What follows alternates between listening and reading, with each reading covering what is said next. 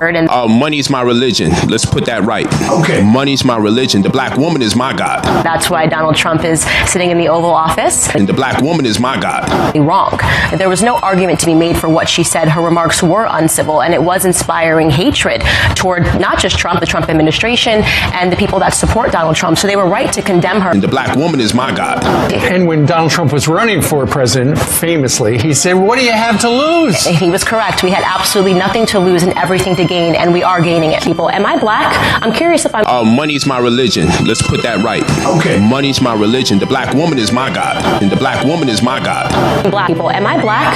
I'm curious if I'm black. And the black woman is my God. People, am I black? I'm curious if I'm black.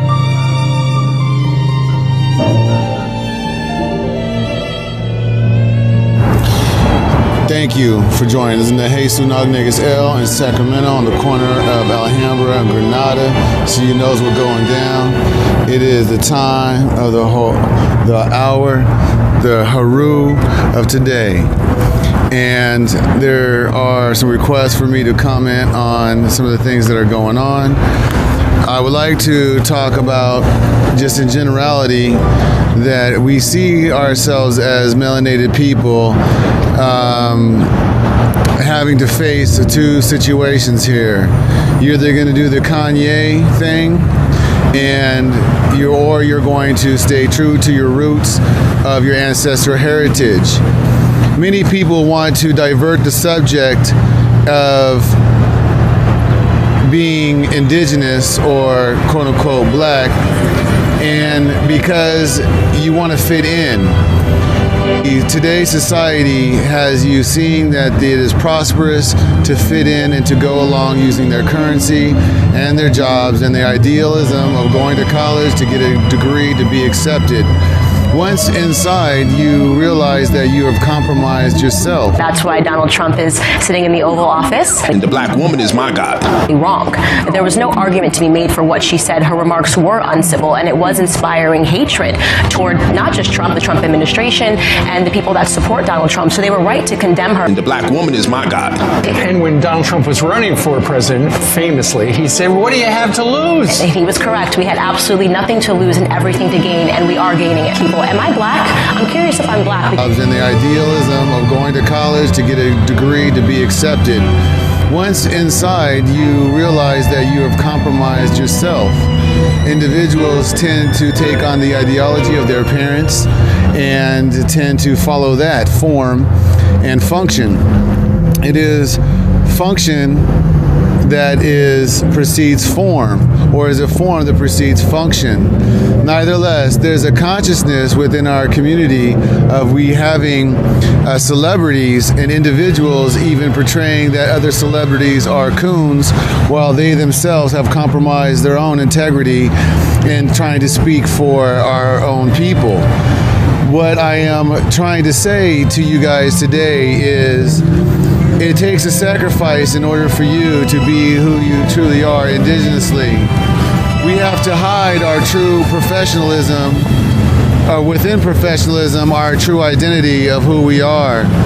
We're coming to a breaking point within America's society and a breaking point within ourselves of compromising our true identity in being indigenous or being pro-black or pro-Moorish or pro-Native American or even pro-Mexican. It's kind of hiding in the closet. And now that the gay rights are able to come out and be who they are, I think it's time, since those rights have been piggybacked off of civil rights, that we as people who embrace African inheritance or culture and people who embrace indigenous culture or Moorish culture to be able to freely express who we are. But we have news anchors, we have celebrities. People, am I black? I'm curious if I'm black. People, am I black? I'm curious if I'm black. Celebrities who continue to be the voice of our people, but the people in the grassroots who have the history and who have the definitions to define society and to critically analyze the mentality of our society will never get the opportunity to speak on our behalf.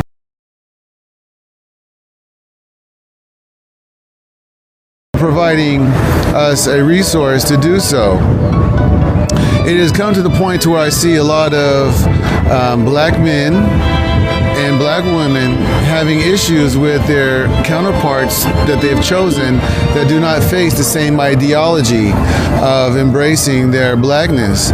We have black men with white women who are having to pet their wives to sleep and cannot do what they want to do in their own function and form because they are subjugated to comply to the demands of their spouse and vice versa.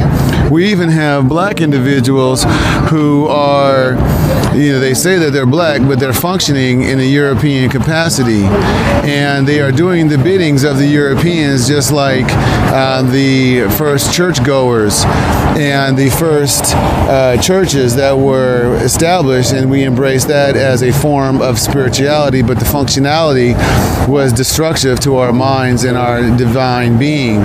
But we have a dichotomy here as we see Kanye West being exposed and exploited. Then we have Don, the anchor man, who also takes the opposing approach while he himself is married to a white man. And so therefore we don't get the true function of these forms of who we truly are because they're being guised and disguised. And what I'm trying to point out here is each individual is going to have to take within them the consciousness of who we are as a people and to stay true to this fighting white supremacy and white oppression, because it is not for humanity, it is for capitalism and it is for dominance and control. And we have individuals who have discredited their own blackness, let's say. The black woman is my God. Am I black? I'm curious if I'm black. Individuals who have discredited their own blackness, let's say, to marry into something that they settled for while being subjugated to these principles and rules to appease their spouses.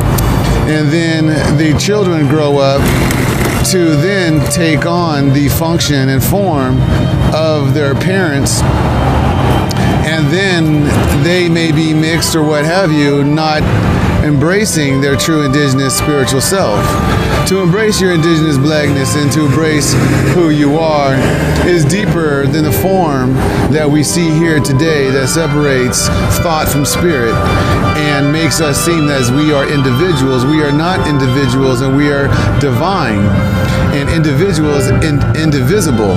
And the whole idea that there's a difference between church and state, or God and state, within the temple of each man in government is a false dichotomy that we have believed in. So we see in today's materialistic world the opportunity to make our lives easier. Well, we are also living miserably internally, not fully expanding our spiritual divine self from the compromisation of physical relief. So the only purpose I'm saying to this is that we are seeing today the form of something that looks like blackness, but it's functioning again in the sense of European suppression. And there are Europeans who are more cognitive and more aware of and more black than some black people.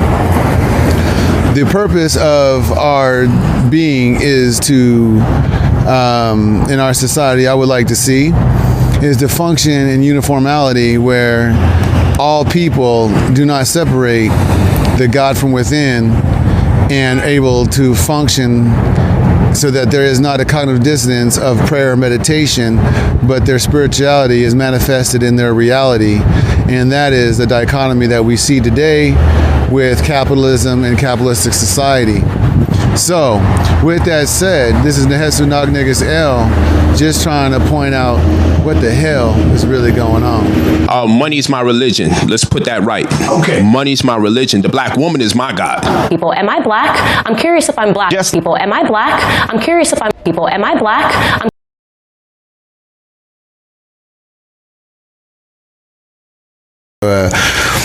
Black is an adjective, and we broke it down last time. Adjectives describes a person, place, or thing. So it needs to shine flash, burn, to bleach something out. One, and then we talked about that's where the word black would be in the Black's Law Dictionary. Black, the word black or black man, black person does not exist. Next, that's where it would be in the dictionary. So then we don't have black, but we see that we're under color, and color is called dark. If you look at the bottom one, it says color of dark skin showing the presence of Negro blood. Hence, it is equivalent to the African descent or percentage. Okay, and we see that black, colored means to color up something that's not real, to falsify something, to disguise something, or conceal, to conceal lack of reality. Let's go. So you have lack of realities, and they put you under. You see that right there, the second arrow. They put you dark color skin. They put you under a false reality. Next slide. I mean, that's just too deep. Which is distinguished from that which is real. Right on. So they make it clear to whom exactly the term free white person applies to, and we see here free white persons are of African descent. Let's go to the next slide. We're just hitting it up. We touched about this before, and we see here it doesn't mean Caucasian race, but we can see there further. Also, Moors are free white people. So why does this all matter? We're searching for more. People, am I black? I'm curious if I'm black. And the black woman is my God. That's why Donald Trump is sitting in the Oval Office. And the black woman is my God. And when Donald Trump was running for president, famously, he said, what do you have to lose? And he was correct. We had absolutely nothing to lose and everything to gain, and we are gaining it. People, am I black? I'm curious if I'm black. And the black woman is my God.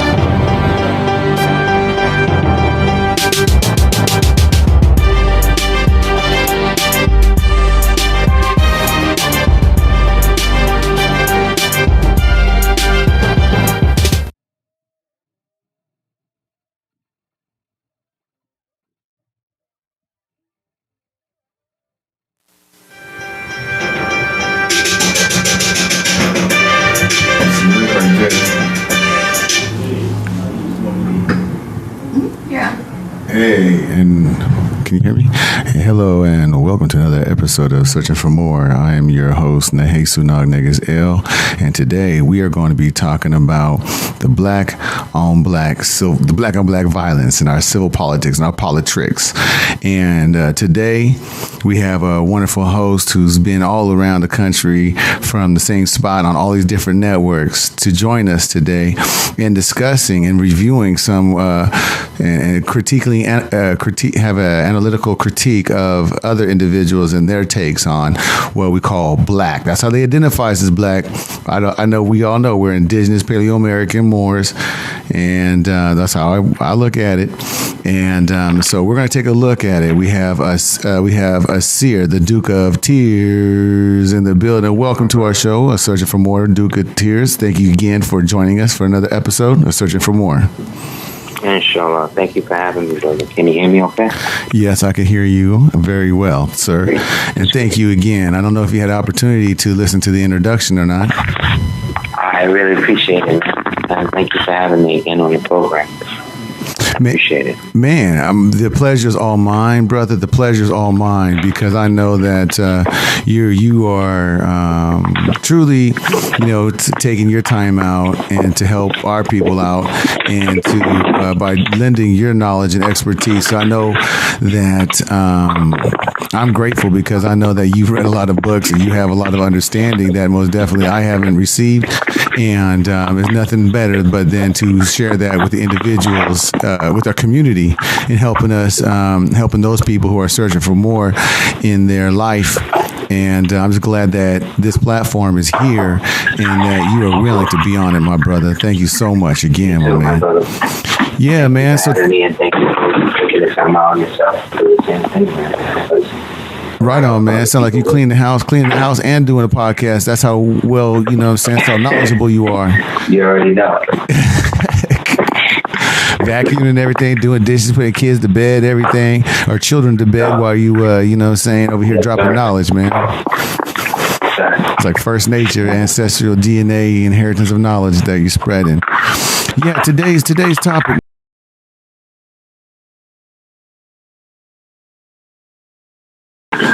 Today we want to talk about, just get into what your initial response is. I don't know if you got a chance to listen to the introduction, But a while back, I kind of talked about this whole thing. I believe that there, in my mind's eye, that there is a civil war amongst us, and that, you know, thank goodness for, you know, Facebook, YouTube, and just a lot of active Moors and a lot of active brothers and sisters who don't identify as being Moors getting their voice out. And what I do see, especially in recap of this last midterm election, there was the controversy of voting, not voting, and a whole bunch of things. And, you know, and that's why I was playing polite, saying my religion is my money's my religion, but black women is my God. Then we had Candace Owens there, you know what I'm saying, supporting Trump in the office. And so what I would like to help do is help kind of orchestrate and kind of expose the ideology of what black is, because it doesn't seem to be homogeneous in any ways. And so we had some clips on the show today to talk about black civil rights and not civil rights, but the black civil war that we can kind of see in the dichotomy of voices that are coming out in the mainstream media. And so what are your initial thoughts about the various voices regarding those people who are representing and being out there in public for us? I think that anyone that in 2018, the so-called Gregorian calendar year 2018, we're dealing with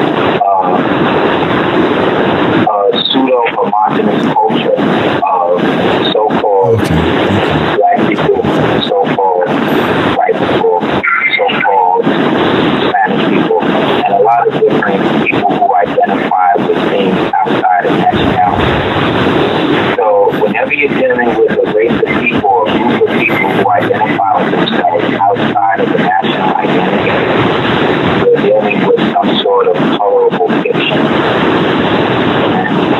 For instance, there's no place in the world called Africa, yet people from the continent that we refer to as Africa refer to as that. So in the same context, there's no place called America, yet there is a place called America on paper. And depending upon your position within that place that is referred to as America, allows you to benefit or the liability from being associated with that. So when you're talking about so-called people who identify themselves as a black demographic or a minority or colored or Democrats or Republicans, right? In the modern context, in the context of the definition of these words post 1933, we're dealing with people that are dealing with striving, trying to establish their own pseudo-independence within a system that was variably set up with the opposite. You understand what I'm saying? So anything that somebody like Candace Owens, so her perspective is Democrats put us in the position. It's kind of hard to hear you, brother. It's kind of hard. Can you hear me? Kind of. Are you driving? Are you driving? I mean, are you traveling, or is that a train? Nah, let me see. I had headphones in. Let me see if I could do it. Okay. You run some errands now, huh? Okay, smooth. Is this better? Yeah, that's a lot better, my brother. That's way better, because I don't know if he was in the car, but yeah, I'm kind of trying to follow you. It went in and out, and it just sounded like you were talking about that. So to recap what I was saying, what I'm saying is, so-called anybody that's associating themselves or identifying themselves with anything outside of a nationality, right, is dealing with some sort of corporate agenda, whether they know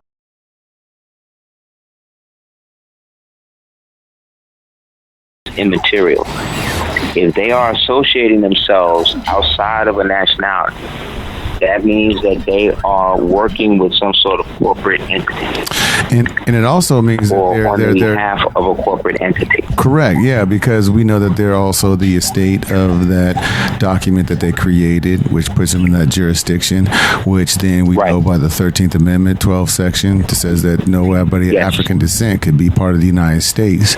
And so therefore they are playing right into their rules and jurisdictions, and kind of like, you know, like I don't know if you saw the movie, the Hate You Give, but you know, Common was in there. He goes, "What would you?" You know, the lady, his niece was talking to him, and he said, "What would you do if you saw a white, you know, black guy? Would you say raise your hands again? Would you shoot?" He goes, "I'll shoot." "What about a white person?" He goes, "I'll you know, do the opposite," because it sounds like they're buying into a narrative and an ideology. Yeah, we have to understand that the concept of the white person was built upon something that happened historically referred to as the Bacon's Rebellion. And in that Bacon's Rebellion, you had a Moor who was able to rally the indentured servant Moors and the white male slaves on the so-called plantations in a place we refer to as Edom that we now today call Virginia. And they put so much pressure on the colonial body that they realized that in having poor white slaves and so-called indentured Moors, now redesignated as freemen or free Negroes or free blacks or Indians, you see, that they needed to find a way to stop that unity because they both rebelled against the Christian colonial system.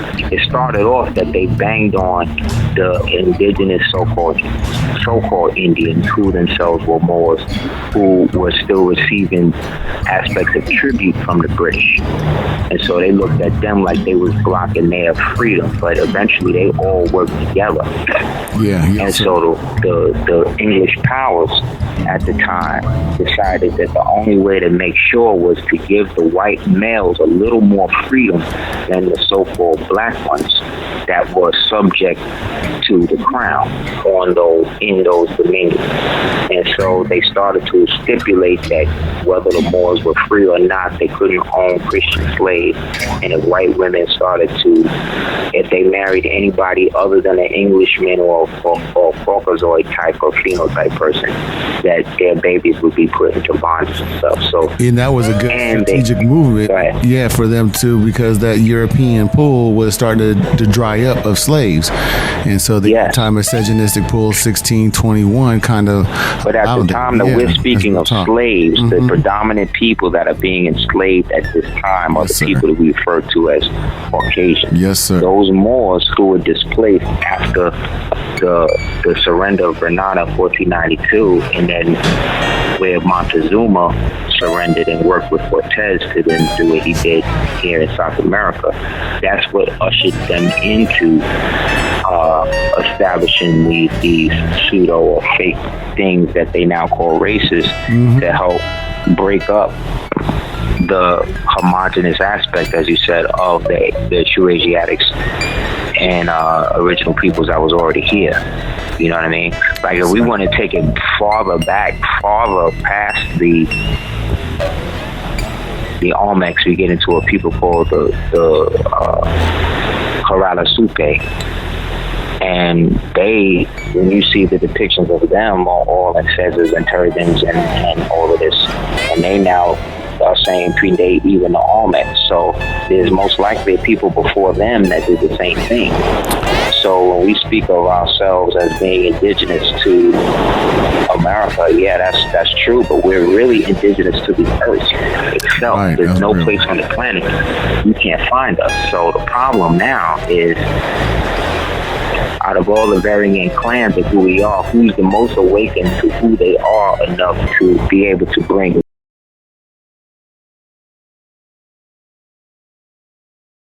the internal war that's going on. So because most black people are still, so-called black people are still reared under the auspices of civil rights, Right. They believe that voting is an option for them.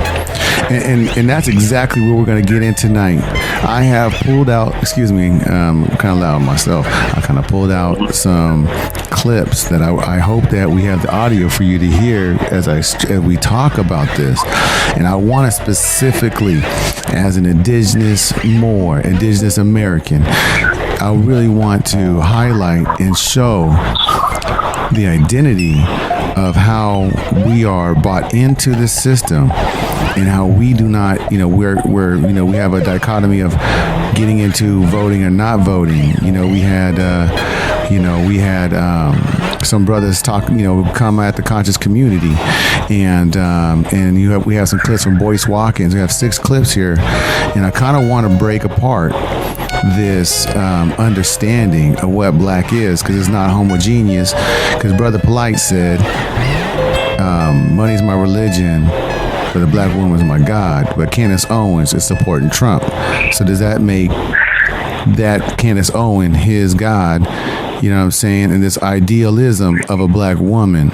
And then we had Umar Johnson talk about a few things about being a black, not supporting, you have to marry a black woman in order to support the movement, even though Frederick Douglass, he hammers Frederick Douglass. And so, Right. we're going to look into that. I'm sorry. No, I was going to say we're going to look into this because, we got a lot of conflicting ideas that are leading, and I think that brothers like you, and I, hopefully, but just at one voice, but just to be able to bring to the general public in this notion to the other individuals who hasn't studied what we studied and don't know who they are because they haven't studied self but know about duality, to kind of see that this Democratic left-wing, right-wing thing is just another ploy that still has not worked because we were not supposed to be part of their government, as you mentioned, and that we are the true inheritors, as you pointed out through the Olmecs and original, and things. So what I want to have here is I have a quick clip. How long is this one? 3 minutes. A 3-minute clip. 4-minute clip of Boyce Watkins real quick. And I want us to kind of tonight just not, kind of take it easy and just, I want to hear your perspective on the things that the people, our people, black or whatever they claim themselves, that are in the forefront of some of the social media in leading our people. You see, not to cut you off, God, like to save you even time, like the thing that all of these people that you're talking about have in common is that they have their agenda. You understand? May be right and exact, may be right. You understand? But the thing is, when you're dealing in the real world and you're dealing with real diplomacy and international politics and things like statecraft, okay? In order for you to partake in the full aspects of that, you have to have a nationality. You understand? So regards to what comments that you play or don't play or whatever they say or don't say, as great as it may be, it is only going to be able to be accessed through a domestic aspect because of the fact the international viewpoint is that so-called black people, although oppressed, are still willing participants within the social structure of the oppression because they have not proclaimed their nationality. I know this because I have traveled to different countries and spoken to different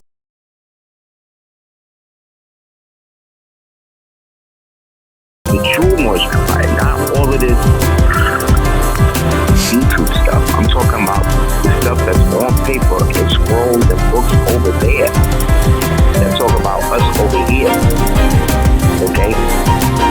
But the problem is, like when Katrina went down, right? That was almost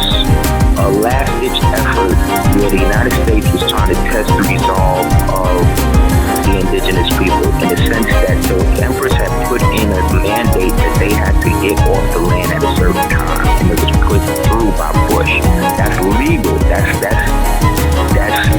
legal fact. You can look that up and see that Daddy Bush, Daddy Skull and Bones, Daddy CIA okayed it. Not only okayed it, accepted it and put it in. But what happened was, towards the end of the time when it was supposed to get off, the Katrina thing goes down. And now the United States is trying to see if those people who are claiming to have their own thing popping have the ability to protect and secure their own people. And so because they couldn't, when the international people started sending aid or wanting to send aid, they had no direct people to send that aid to. So therefore, the United States stepping in as the quasi-custodian of these people referred to them as what? If you remember. The custodians of this place, indigenous inhabitants. Of the people in Katrina, they referred to them as refugees. Refugees, correct, yes. So that means if you are a refugee, that means that you are coming from another government. That shows you that the Washita thing went through, but because the Washita power structure, infrastructure was infiltrated and messed up, you see what I'm saying? They weren't able to establish something for their own people in the form of an attack, because the Katrina thing was an attack. Just like these California fire things, these are so-called attacks to move people out through forced migration. But the problem is, black people do not have an identifying nation that they are identifying with. You understand? So what happens is nobody, so if they wanted, so if somebody right now said, look, I want to give a check for $10 trillion to the black people, what name I'm going to write the check out to? What you going to say? And there's people that's ready to do that. States. Right. I've met niggas that's ready to do that. And they say, yeah, but like, I want to help everybody. But in that, well, I can't write a check to the black nation. There's no such thing. I can't write a check to African America. There's no such thing. Right. And then if I write a check to you as an individual citizen of the United States get that money because you're saying you're under them. Exactly. But you were here before them. So how are you now trying to get me to vote within a system that I was existed in before?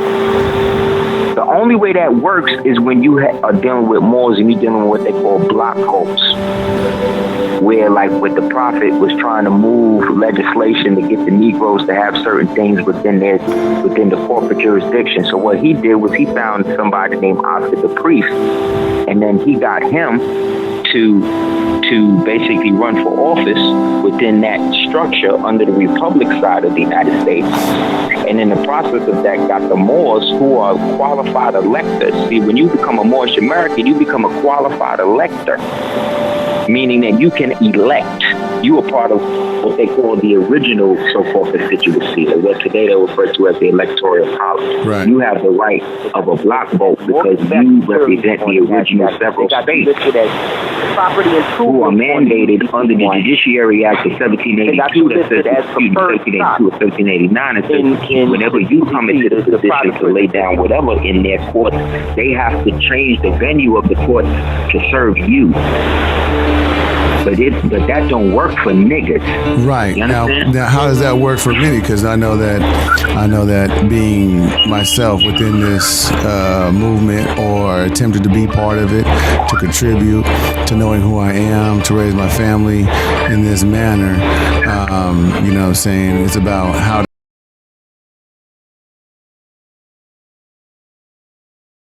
has been trying to figure that out, and it doesn't seem like that has been the case, you know, and that hasn't been the case. It has been a very difficult thing for, you know, because we have things that are on paper, then we have how real life is being laid out, and how real life is being laid out is that we are under the gun. And oftentimes, it's like we battering back times in the New Testament, you know, where there's like Jesus talking about, or Yeshua, whatever one people call him, is talking about the letter of the law and the spirit of the law. And then we have the act, you know, because I know that, you know, you have policy and procedure, because a procedure can also become part of the policy, because if you run a certain way and you're doing things a certain way, then that becomes the law, even though it's not written. And so the procedures that I happen to see out here, so I'm not maybe not as traveled as you have or traveled, but out here, everything that you're saying sounds great. And I've been, there's a few of us out here really pushing paperwork and standing up and doing certain things, but there's only a few of us. And it's irregardless, because we had a podcast with Adrian Ross, ex-NFL player, that people know who he is. They're denying his indigenous rights, and they accepted his emotion, but gave him a failure to appear on the day he gave a motion to dismiss the case, and then gave him a failure to appear. I mean, we just did this whole thing, and these individuals are practicing ideology, and that's kind of like what I really was trying, and that's it's kind of, and when you say all that court stuff, and so I'm with that, but you live in a different sector of this Americas than I do, and that's frustrating for many people as Moors, trying to live our inheritance while not trying to sell out, trying to learn how to be entrepreneurs, but still put in the system, because I know I'm an educator, vice principal, and I am within their system claiming, and my route went as I claimed my straw man through various routes with Toriano Bashango and Zephania Abraham, using equity law and so forth like that, and trying to distance myself from that straw man, but nonetheless they keep on coming after me as if I'm the straw man, regardless of what I put down on paper. And so that's the reality. It's all procedure, like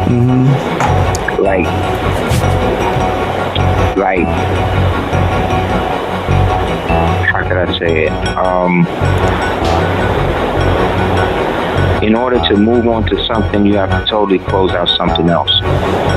So, there was a lot of Moors getting locked up because they was good Moors, and they weren't wrong, but they were incorrect, and so the devil used any little detail to trap you up.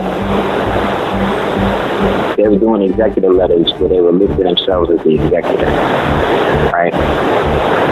The problem with that is that you're not the executor of the account that led to the birth certificate. Your mother and father is the executor and the executrix.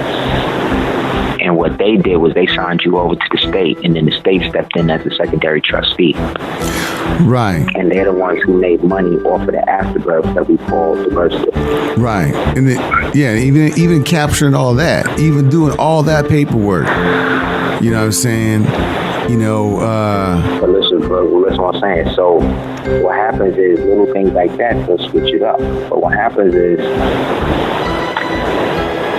a clear delineation is made once the people are fired through the channels that are there to fire them. What Moors are doing is that they're using a lot of their own writs and a lot of their own things like that and mailing it to them, and then expecting them to adhere to that, when based on the Paperwork Act, the Paper Terrorism Act, things like that, they don't have to accept certain things. However, they have to accept their own documents. So if you style and do what you do or gotta do with the meat of what your demand or request or argument is in the format that they have to accept, it goes through quicker. Because they create. We're playing defense, right? Like when you look at what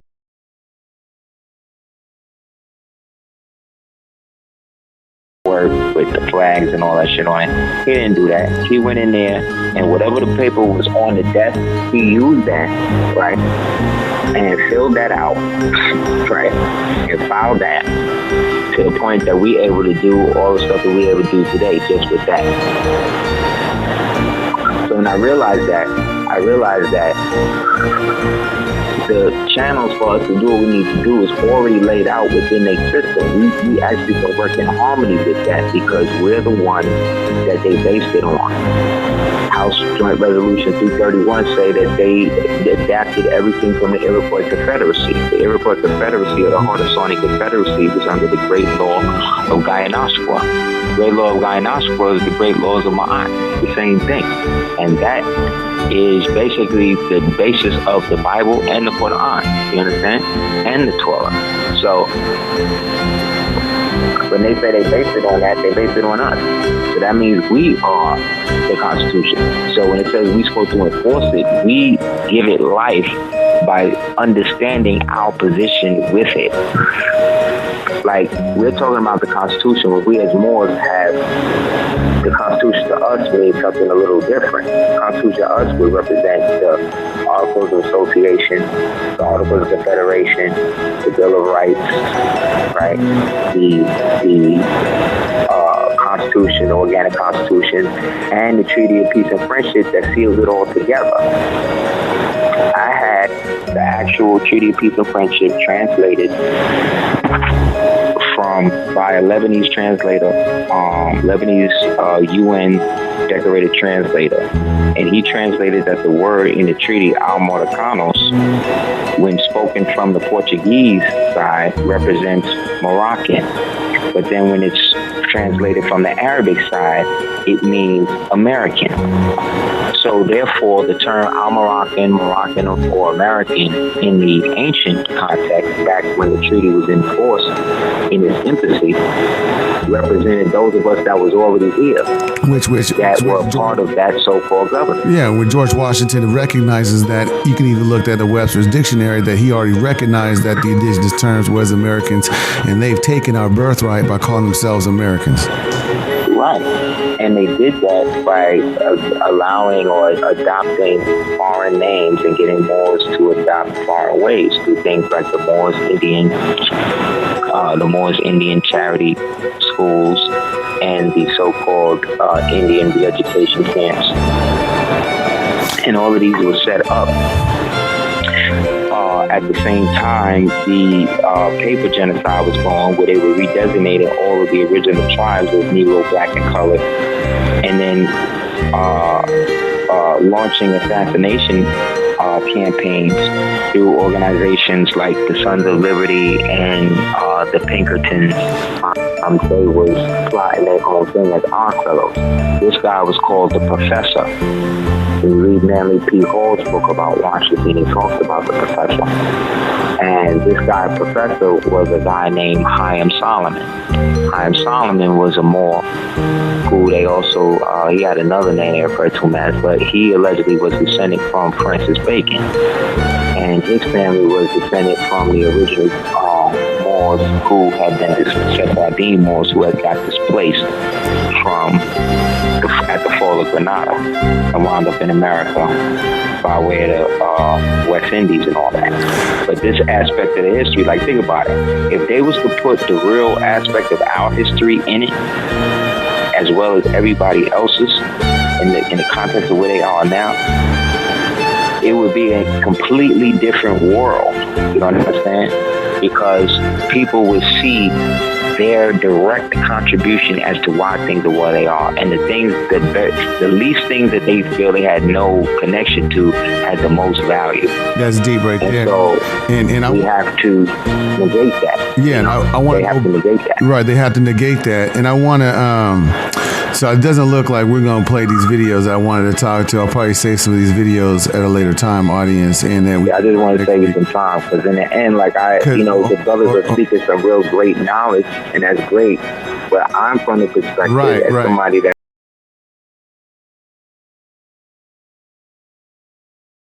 I'm trying to hit the level. I'm trying to bridge the gap between the level of where you're at with the individuals who are. Yeah, and I'm not saying that they not doing that. I don't know what they doing. No, all I know is I don't know what they doing too, brother. Where I'm at, and the people that I'm dealing with, or whatever. It's a different type of conversation, because I'm coming from the perspective of somebody that's accepted their nationality, and it's reflective on legal and lawful documentation that has been accepted by their country as that. So I wouldn't be able to be and do this if what the Prophet and the Moors who came before us, if that wasn't real, world, then they wouldn't be acknowledging me. Most definitely. You know what I'm saying? Yeah, 100%. And I think that's where we, in the same sense, that I see, that's why I was trying to get the show going. I knew that's where you stood, and I was hoping you would play ball with it a little bit and discuss, because there is, even within the black dichotomy, this, left wing, right wing jargon, which we ain't even playing that game in a position that we're coming from. But since we're not going to play that game on this show with you today, and we're going to stay within the paradigm and the understanding and the direction of the conversation that you have. I'm gonna joke with you, derailed. But you bring up some very good points, and I have a question about when you were talking about the history in Washington.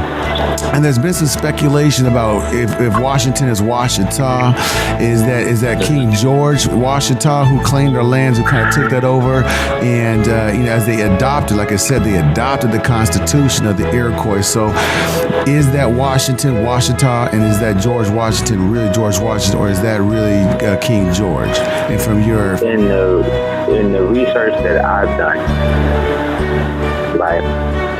by reading a lot of books. There was a book called Washington President, another book called Washington the Leader. They have all these different perspectives of these white writers, and then I also read about, what black people wrote about it. You know what I'm saying? J.A. Rogers, Sex and Race, references and his lineage and stuff. And what I found was that the Washington, what we understand as Washington, comes from an old Saxon term. When we think of Europe and Europeans, because we've been indoctrinated and we've been grown, through roots and all this stuff, we believe that the word European means Caucasian person. Or at the time that these things went down, the Caucasian race was the predominant race. That's not really what happened. What happened was you had a group of melanated people who were always in these places and who went on campaigns within various times of history to reclaim places that they let the people or whatever rock in. So one misnomer is when they say that the Moors conquered Spain, right? They say the Moors went into Spain in 7 AD and conquered all of Spain in Europe, right? Well, that's untrue, because there was no Spain at the time that the Moors did that. So the people that the Moors conquered were not Spaniards. They were Visigoths and Ostrogoths. You understand? Right. So this was wrong. So this was Latin-speaking people that were conquered by Queen Elizabeth and Ferdinand. They weren't Spanish. No, they were Roman. They were Roman. And their dialect, or the region that they had dominion over, was called Aragon or Castile. But they themselves, at the time, considered themselves Roman, because at the time the language of the Spanish court was French. You understand what I'm saying? I do. So Isabel and Ferdinand, we're talking about one family. The reason why you even have the Romans left is because when the Moors went up in there, they went so far up that there was one kingdom left, and that was called Astares or Astartes or something like that. And because the Moors we at the time valued valor and the ability to fight, when there's no hope, that type of stuff, chivalry, we allowed them to maintain that kingdom. And so from that little one kingdom, they were able to establish 3 other kingdoms. So from the start to we get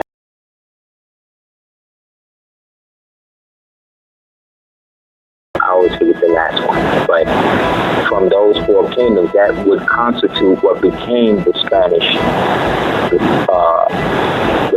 Spanish Empire. The Spanish Empire wasn't consecrated as a kingdom until 1497. Think about that. So that means from 7 AD all the way up to 1492. That was Rome. And it's being Rome. Yeah, that's real talk. We transformed it into a whole other region, a whole other aspect where it was paradise. But why did the Moors fall? Because we was fighting amongst ourselves. And while we fussing, we would do shit like we would get mad at each other, and then we would hire one of these Aragonese or Castilians to come and fight as mercenaries in a war against each other. And so they realized very early that as much as we had power, we were still divided based on clanism and tribalism. And that's the same thing happening today.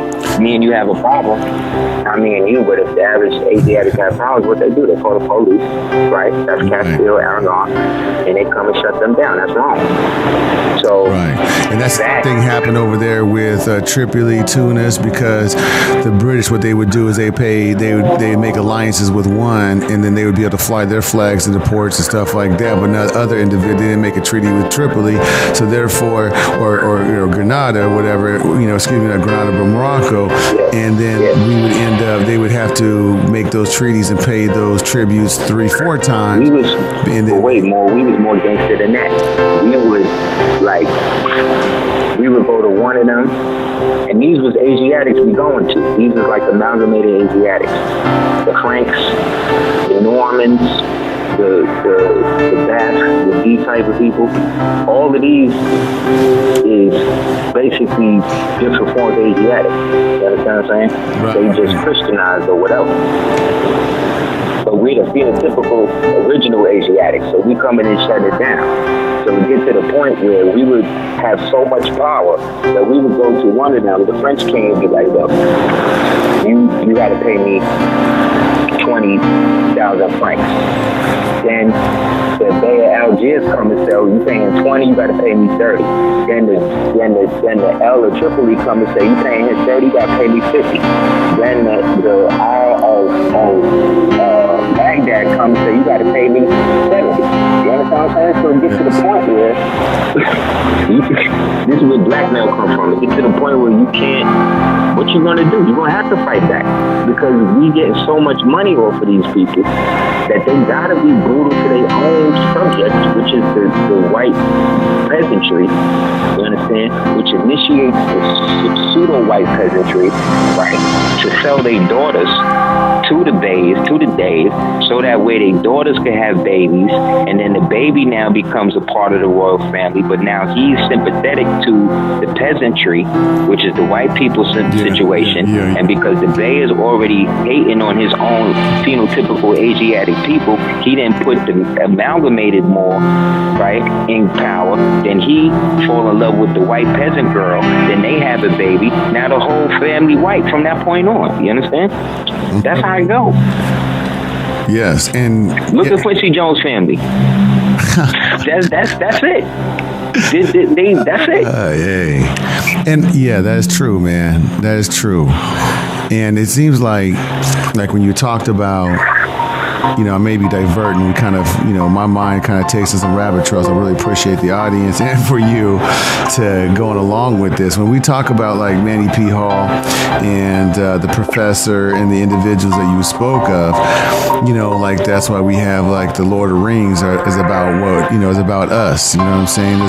There's one movie, there's always one movie. I can't remember the name of the movie where there was a Lord of the Rings type of character, looked like, I don't know, who's dark, whatever he was, but he ended up kind of siding with the other side, with these Europeans to help down these Dark Lords. And he ended up showing them sacred passages, kind of like 300. You know what I mean? You had that Quasimodo looking dude showing them. Just like Darth Vader. Right. So you have always have some individual who is a misfit, kind of like Michelinche when you talked about Montezuma.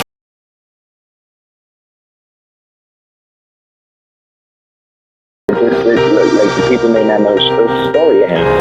Montezuma, although being a great king, was kind of a jerk, and because of that, he presided over one of the greatest empires in the world. But because he was so, as it was written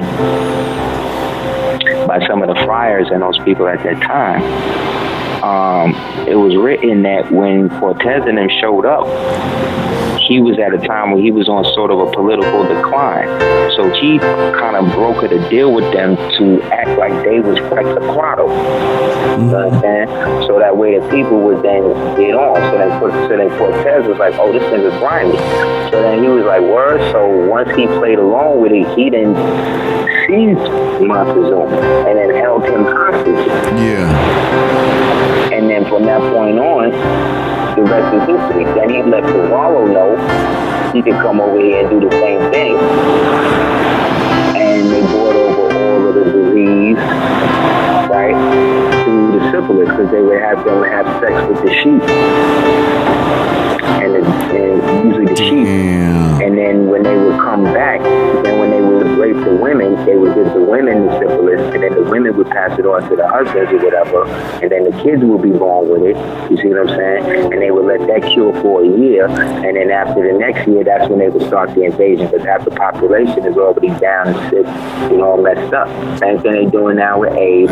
Same thing they doing now with you know what I'm saying, or Ebola and all other shit. It's real talk.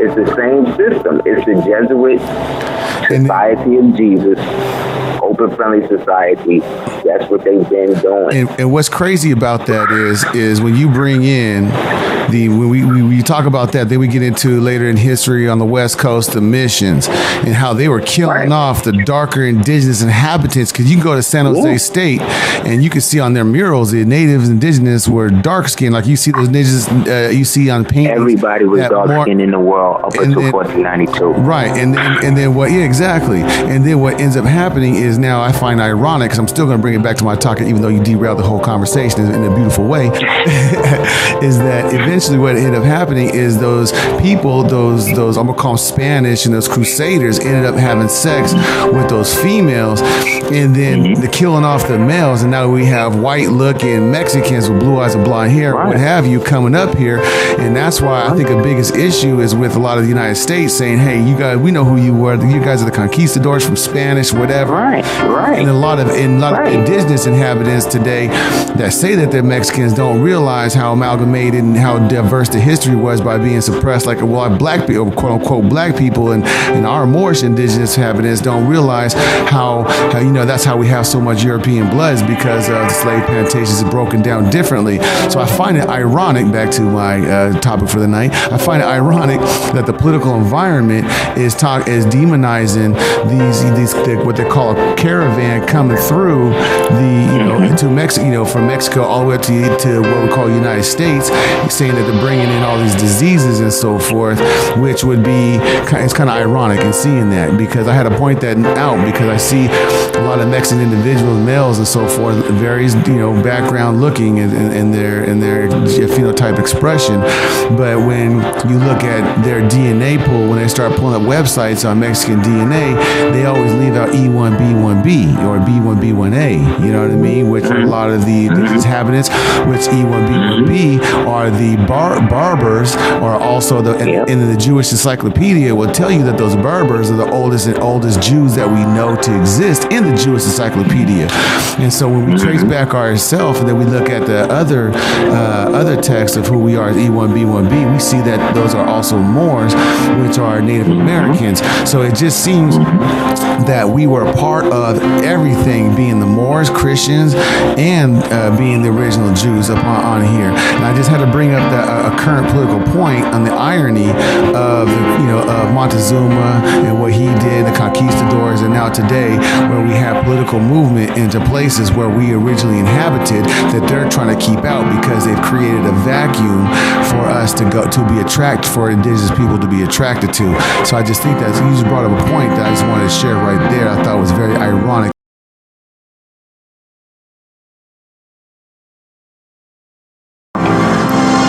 Was to South America what Aseer and Boabdil were to España and Granada. They were both selfish monarchs or Moors who sold out their empire. And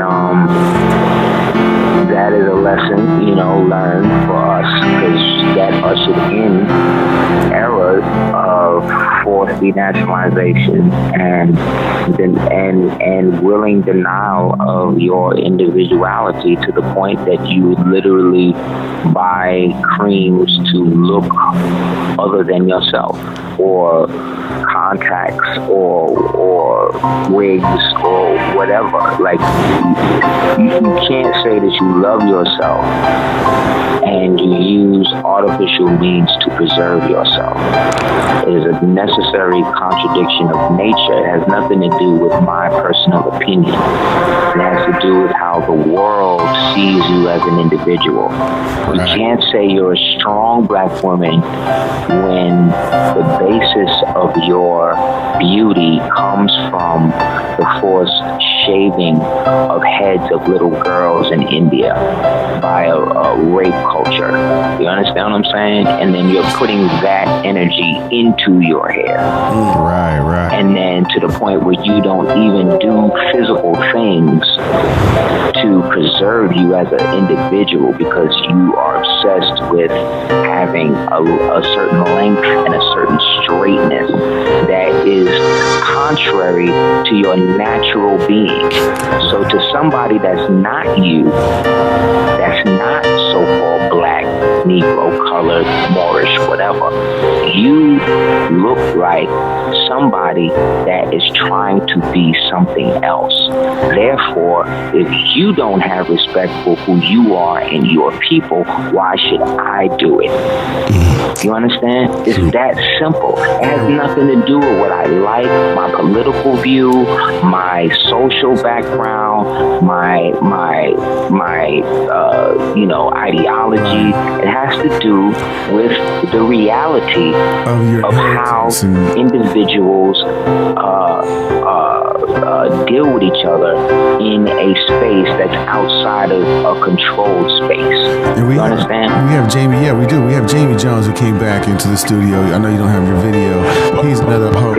He's another host on the show. Hello, sir. How are you? Brother. Got caught up. How you doing? I'm doing very well. It's a pleasure to meet you. And I've been listening for the last maybe 10, 15 minutes. I had a question for you about just what you were just talking about a couple minutes ago about the empires. And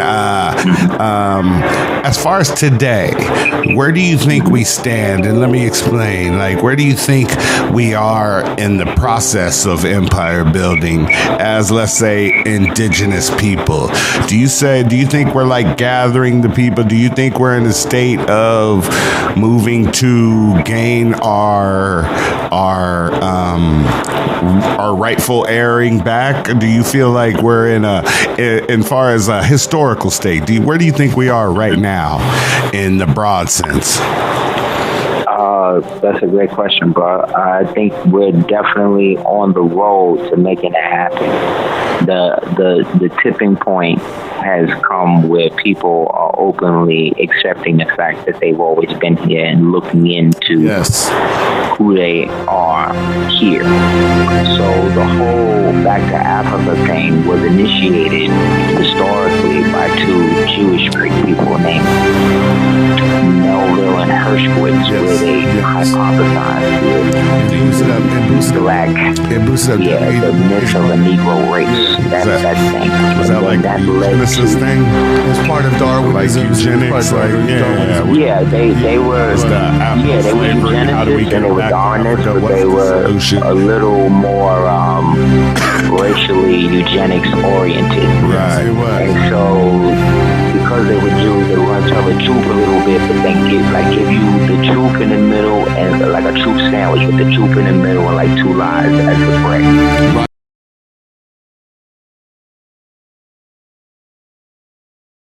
All of that, right? Like localizing it. What they did was localize black people from coming from Africa, and then genociding that as if all so-called people came from Africa. But what they're not saying is that as Freemasons, they know Africa is a code for Earth.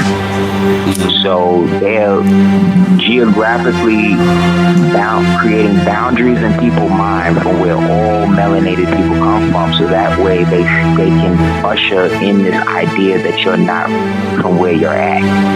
You understand what I'm saying? Right. So they want the people that so-called melanated in Jamaica to believe that there was a people named the Taino and the Arawak that were like Mexican looking, and then the so-called phenotypical Caucasian came and then wiped those millions of people out and then imported them in, and then that's how they got there.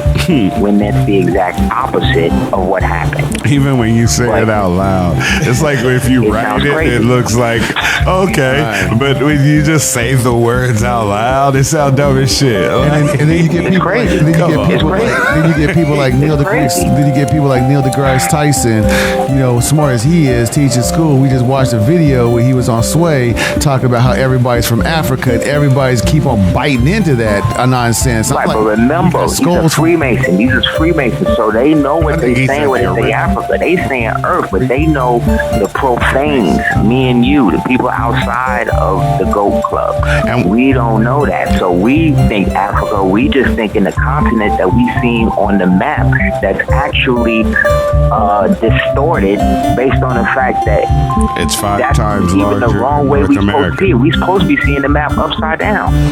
The way we see it, the way when you see it in your mind now, is not how it's supposed to look. It's supposed to be upside down because all civilizations start in the south first. And because the South is dark, you know what I'm saying? South's supposed to Yes. be dark, you know what I'm saying? Yeah, You're right. Name one civilization that started in the ice, other than the movie Frozen. Like this is where they got you. This is where they got niggas. Like they don't have people using common sense because they write a book and they created a world where they make original people think that the white man is God. You have to be God if you believe that white people who were little more than peasants at the time had no political sway outside of being slaves to the will of these dirty brute Moors that was at the decline of the empire. You understand? The decline of the empire started towards the late 1300s. Let me tell you, when them European Moors and them dirty Moors seen Mansa Musa on that map with that gold nugget, it was a wrap. These niggas was like, we got to find a way to get in there and get this money and find a way to the land of Nod or you know whatever, the Al Maghreb Al Aqsa, because that was barred from them. Nobody could come here if they wasn't connected to us. There were secular treaties that existed between us and the indigenous so-called tribes who were Moors that was already here. There were 6 of them. One of the greatest ones was the Eagle Bowl Treaty. Right. One of the first ones was the Great Law of Guyanaska, the Treaty of Peace of Friendship between the Haudenosaunee. That's what got everybody together. But So- these niggas want to say that these Haudenosaunee and Lakota and Panahaswa and Washoe, they want to say that these niggas was referring to themselves as Indians. Right. That's crazy. You're crazy. So- You're crazy. So you think we're in like a stage of gathering, like almost Yeah, gathering? we're in the Civil stage War of- before the nation get together. But like, do we know it? Like, I feel like we're in the stage right now. Personally, I feel like we're in the stage of gathering the audience. So we're gathering the audience of a bunch of conscious people, and I say that with air quotes. Conscious people who all have different ideas, but know shit is fucked up, and know we need to kind of get together. Right? They're not doing it right now. We got the bickering over power. We got that man shit going on between the groups, and like, but I ideology. still feel like the momentum is building towards people, air quotes again for lack of a better phrase, waking up and seeing it. Because I mean, as cliche as it is a good phrase, because people are waking up because they have been walking through it the whole That's time. what and, Helter like, Skelter's all about. Yo, just more, ain't I'm see watching what's stuff going that on.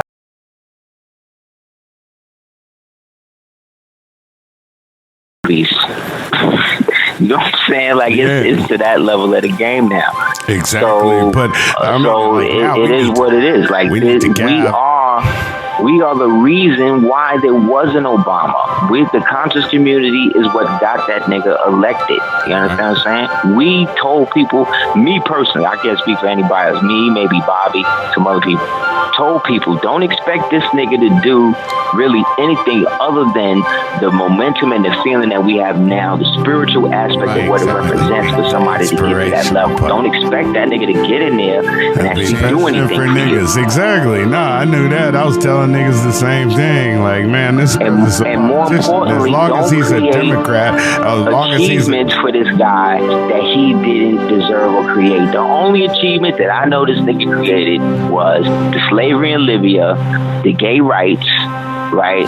Him sitting down with the dude that whipped Henry Gay's ass and drinking beer with him, whose name was Crowley, by the way. Damn. And having rappers at the White House. That was it. He also did the executive order where they cannot use Negro on the federal level. That, I think, to me that was huge. Okay, that's you know cool. That's dope. Great. One out of 19. That's dope. One out of 19. That's one. But still, a lot of niggas went to prison on a lot of niggas went to prison on mandatory minimums while he was there, and for nonviolent drug crimes, and lost their family for years, and he didn't address that really. Because he adopted the Clinton doctrine. He wasn't. You know what I'm saying? Yes, he wasn't black people's president, and I was telling people that from the jump. He was the Jew president, the gay president, the mulatto president, the amalgamated white woman president. Because his argument could be, all it got to be is, well, you niggas is crooks. And he just threw that out the whole time, and everybody got to shut up because he running into crooks. So he a crook, and all he got to say is, what you talking about? You the worst. And all of but he did say that black is not a nationality, has no standing in law. He did say that. That's important. He did a lot of fuck shit. Because that's important that he said that, because he identified that he was not the first. What did he say? He said he wasn't the first black president, but the first Kenyan president, African president. He distinguished, he distinguished himself, a Kenyan president. Like Kenyan American. Kenyan American. He distinguished himself from being black. He distanced himself from being black. And Obama? Yeah, he did. He don't call himself black. He said black has no standing in law on the Tom Joyner show. Yeah. I try to find that clip because it's supposed to be. Oh yeah, they gonna erase that. Yeah, that was supposed to be before. Right? Yeah, it was supposed to be before they went live, but he was still on the air and said that, and there was plenty enough people that heard that. I believe they call that a hot mic. A hot mic. You know what I'm saying? That's kind of some G shit. You say the same shit, right? I don't say that stuff on a hot mic. Man. No, I mean you say you're not black though.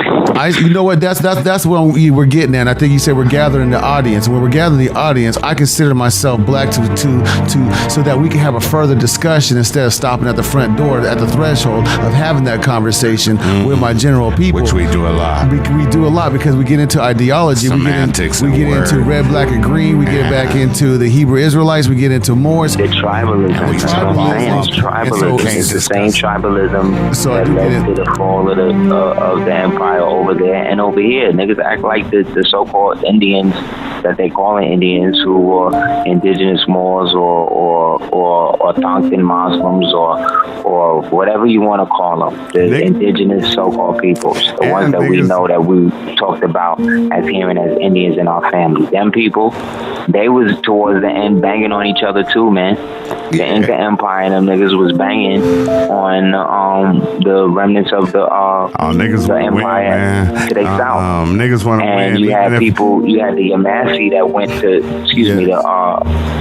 the Creeks, the northern and southern Creeks that went in to basically massacre the Yamasi, took all the women, had babies with them, and then exiled the rest of them down south where we get the Seminoles or the so-called Seminoles from. Right. You see what I'm saying? And then they basically having legitimate bloodlines from both sides was able to establish their own kingdom, and which then led to the wars against the United States trying to move them out. Then they got to move to Mexico, right? With John Horse and them. And then John Horse and them finally get to Mexico, and then their descendants want to fight with Santa Anna with the Alamo.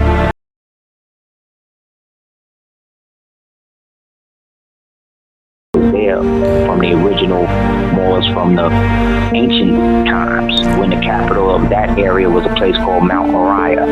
There's a book you can get called Time Walker by Meredith Quinn that talks about that, as well as another book called Saga America by Barry Fell. You can also look called on America BC. Go to Searching for More.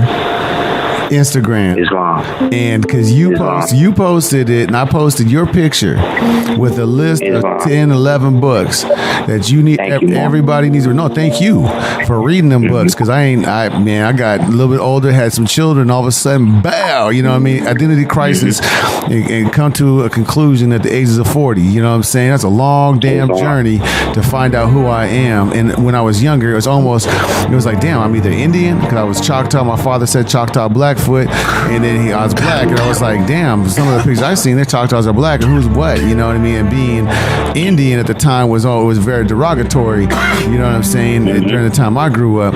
But go to Searching for More Instagram, and he has a list of 10, 11 books, and I'm glad that you read those books to bring that knowledge forward, man. And these are not all indigenous inhabitants; these are people for truth. And these was people here. There was people that was already here. There was people that was fighting on both sides of the war. I have documentation where the members of the United States government commented on the fact that there was Aboriginal nations that was here that wasn't on either side, but supported both, and that were never considered in any of the treaties that they did so after, and that they had no right to establish that without them. Who they talking about? They talking about us. Yes. When you read Thomas Jefferson's speech about the Indian Removal Act, he talked about the original civilizations that was here and were eventually absorbed or wiped out by the Indian savages. Who they talking about? They talking about us that was here, who built the pyramids and the mounds and everything, the roads, the cities, the towns, and all of that. And then the so-called invasion or the implantation of those so-called Indians that were exiled from India as well as China through the Hun situation and wound up in pockets of South America and were given aspects of the plains to live in because they came over what they call the Beringia, the so-called Bering Strait. But again, they came over and they were herded into certain areas where they stayed. That's where you get the so-called Mexican-looking Eskimos and the so-called Mexican-looking so-called Native American Indians. And then they interbred with the white people that had kicked us out of those areas and then gave them their children the designation Native American. But when you look up the term a Native American party or where it started in the 1800s by an Irishman and a Jew person named Levitz. So you tell me who's really who and who's doing what. And because none of these brothers and sisters is out here that's dealing from a perspective of a nationality, they have no flag to put their national standing on. Therefore, they can only be dealt with as an NGO or corporation or some sort of inferior governmental position that can only help people through charity. And therefore, you're limited, and therefore you're subject to whatever the United States want to do. And that's why every judge has to sign that they're a foreign entity. That's it. So unless you're trying to file documents that you represent a foreign trust or foreign government, to do that, you got to declare a nationality. And because a lot of these black men and black whatever all got feathers in the closet, all are really studying the prophet and studying more science and all of that. But because they got to go to the lodge and they got to be owned by whatever more that's written on their fez, they got to act like what we talking about is crazy, or we on some sovereign citizenship, or we just see that. But the highest degree enshrined to them is Assalamu Alaikum. You tell me what these niggas is really doing. These niggas is wearing aprons and all of that. How you gonna wear an apron and a fez at the same time? Okay. Like, more, you can't do that. We was the ones that put the aprons on them, but we walked them across the hot Arabian desert, 2,200 miles across the hot Arabian desert and to the caves of West Asia. We was riding, they was walking, and they ripped their aprons off and ran up there. So they always wear the apron as respect for the fact that they was always ashamed of their nakedness, ashamed of the fact that they had a small phallus. So what the hell are you doing that? What the hell are you in 2018 wearing that for? And that's when you know better. That's real talk. When the prophet came and told you that you don't got to do that. And that's why you want to do that. You want to do that because you know you what? You want to be down with that. You do. You want to serve Lucifer in some way. That's just serving Jesus is the way. That's a morning star, and Jesus is that morning star. And I'm gonna kind of. You want to do that. You do, and I'm gonna say this though, as humanity goes and human beings go, we all looking for survival. Now, in ignorance, we do certain things. I've been approached by Masons and saying they want me to join. They be, whatever. I'm like, okay, how are you going to tell me? I mean, by some high Masons, how are you going to tell me, what I'm saying, to join your lodge, and you don't recognize that I'm talking about the indigenous habits of being a Moor. So if you don't come to the understanding that we are Moors, then you really don't have the knowledge and information that you had to give me. But they argue that they're the oldest fraternity, which lets us know that, it's an organization trying to do certain things. The term Mason means son of a Moor. Right. And so if I'm approaching them and they're approaching me and they ain't recognizing that, I'm really questioning how much they really know. Not only that, when we get into human and anthropology, we notice that human beings tend to adapt and maneuver, and one's land is one's land until, if they could defend it. So if what you're saying is saying that, I'm just going to put a controversial grenade out there. If you're saying that because the Europeans come over here and they don't have original blood tie to the land, makes them that they can't have a legitimate claim. They cannot. And then hold on, I hear you. And then they have the military power to have a presence here. That almost would be the same in the sense that the Moors in Andalus, in Spain and so forth, cannot have a legitimate claim there because they weren't Moors that were there necessarily, but they were indigenous inhabitants. No, you know why? Because they were the descendants, and we are the descendants of the ancient Carthaginian who was there before Rome. Okay, and then the Romans came and they kicked then up, we go back before them. That's right. We go back to, you see what I'm saying? Like, right. No matter how far you go back, then we go back to the tribe of Dan, and when after the fall of the invasion of the Sea Kings, when the tribe of Dan went into what they call Peloponnnesia and then jump start.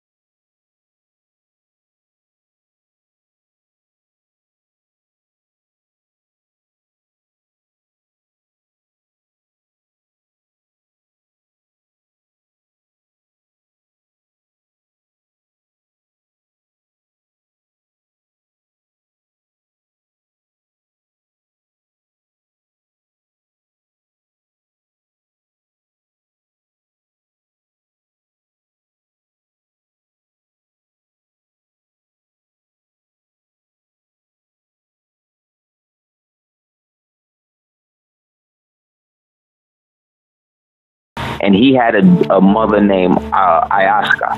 And Ayaska was the warrior. She was ready to kill all of the amalgamated Moorish Christians from the kingdom of Castile and Aragon. But Boabdil was kind of, he was a little, So in that, she, El Zagal, liked the fact that the bag came from Isabella because she got the money from the Medicis, who was already trying to make the ploy to run the Vatican through the Borgias. You understand? We're trying to outstep the Borgias and then got the Pope to okay the joint. So, boom, she bring the money to El Zagal. She gives him the money. He agrees to sell the kingdom, so long as they agree to keep the kingdom under the jurisdiction of the Moorish Empire, birthing the Spanish Empire, which would be a connection or old thing to it, right? She say, cool. That happens in 1491 on, I believe it's Valentine's Day, February 14th. They file it in The Hague at that time in 1491. Then in 1492, now they come to foreclose. But Elza Garland tell everybody that this is what he did. You understand what I'm saying? Mm-hmm. You see what I'm saying? He ain't tell the whole empire that this is why these niggas is coming here pressing like this. I already sold it for like 17 mil. So, but Abdil, he don't know. So, and he's kind of, like I said, so he's like, whatever. So he basically agreed to hand over the keys. And in the process of that, that's when they leave. And that's when he say, he start crying, and his mother say, don't weep like a woman for what you couldn't defend as a man. Right. And then that's when she went and got the Moriscos together, and that's when that ushered in 275 years of white slavery. We started enslaving white people anywhere we could find them, based on that. And everybody hated Europe. All amalgamated Moors in Europe hated Spain because of that. So we had relationships with George. We had relationships with everybody else because they was a part of the family.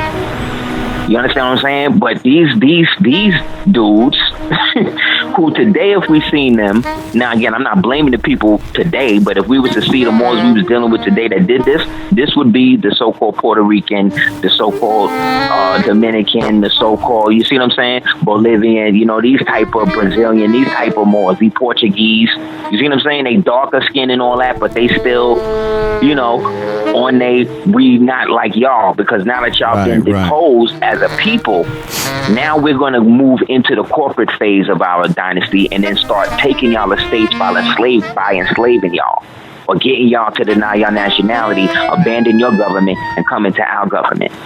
And that's what's been going on ever since. So people can vote, but if you're going to do it as a block vote, as a Moorish group. You understand? Yeah. Therefore, you're doing it from a republic elector position, and therefore you now function in the upper tier 1% of the vote that you're doing. You're not casting a vote. Cast means to throw away.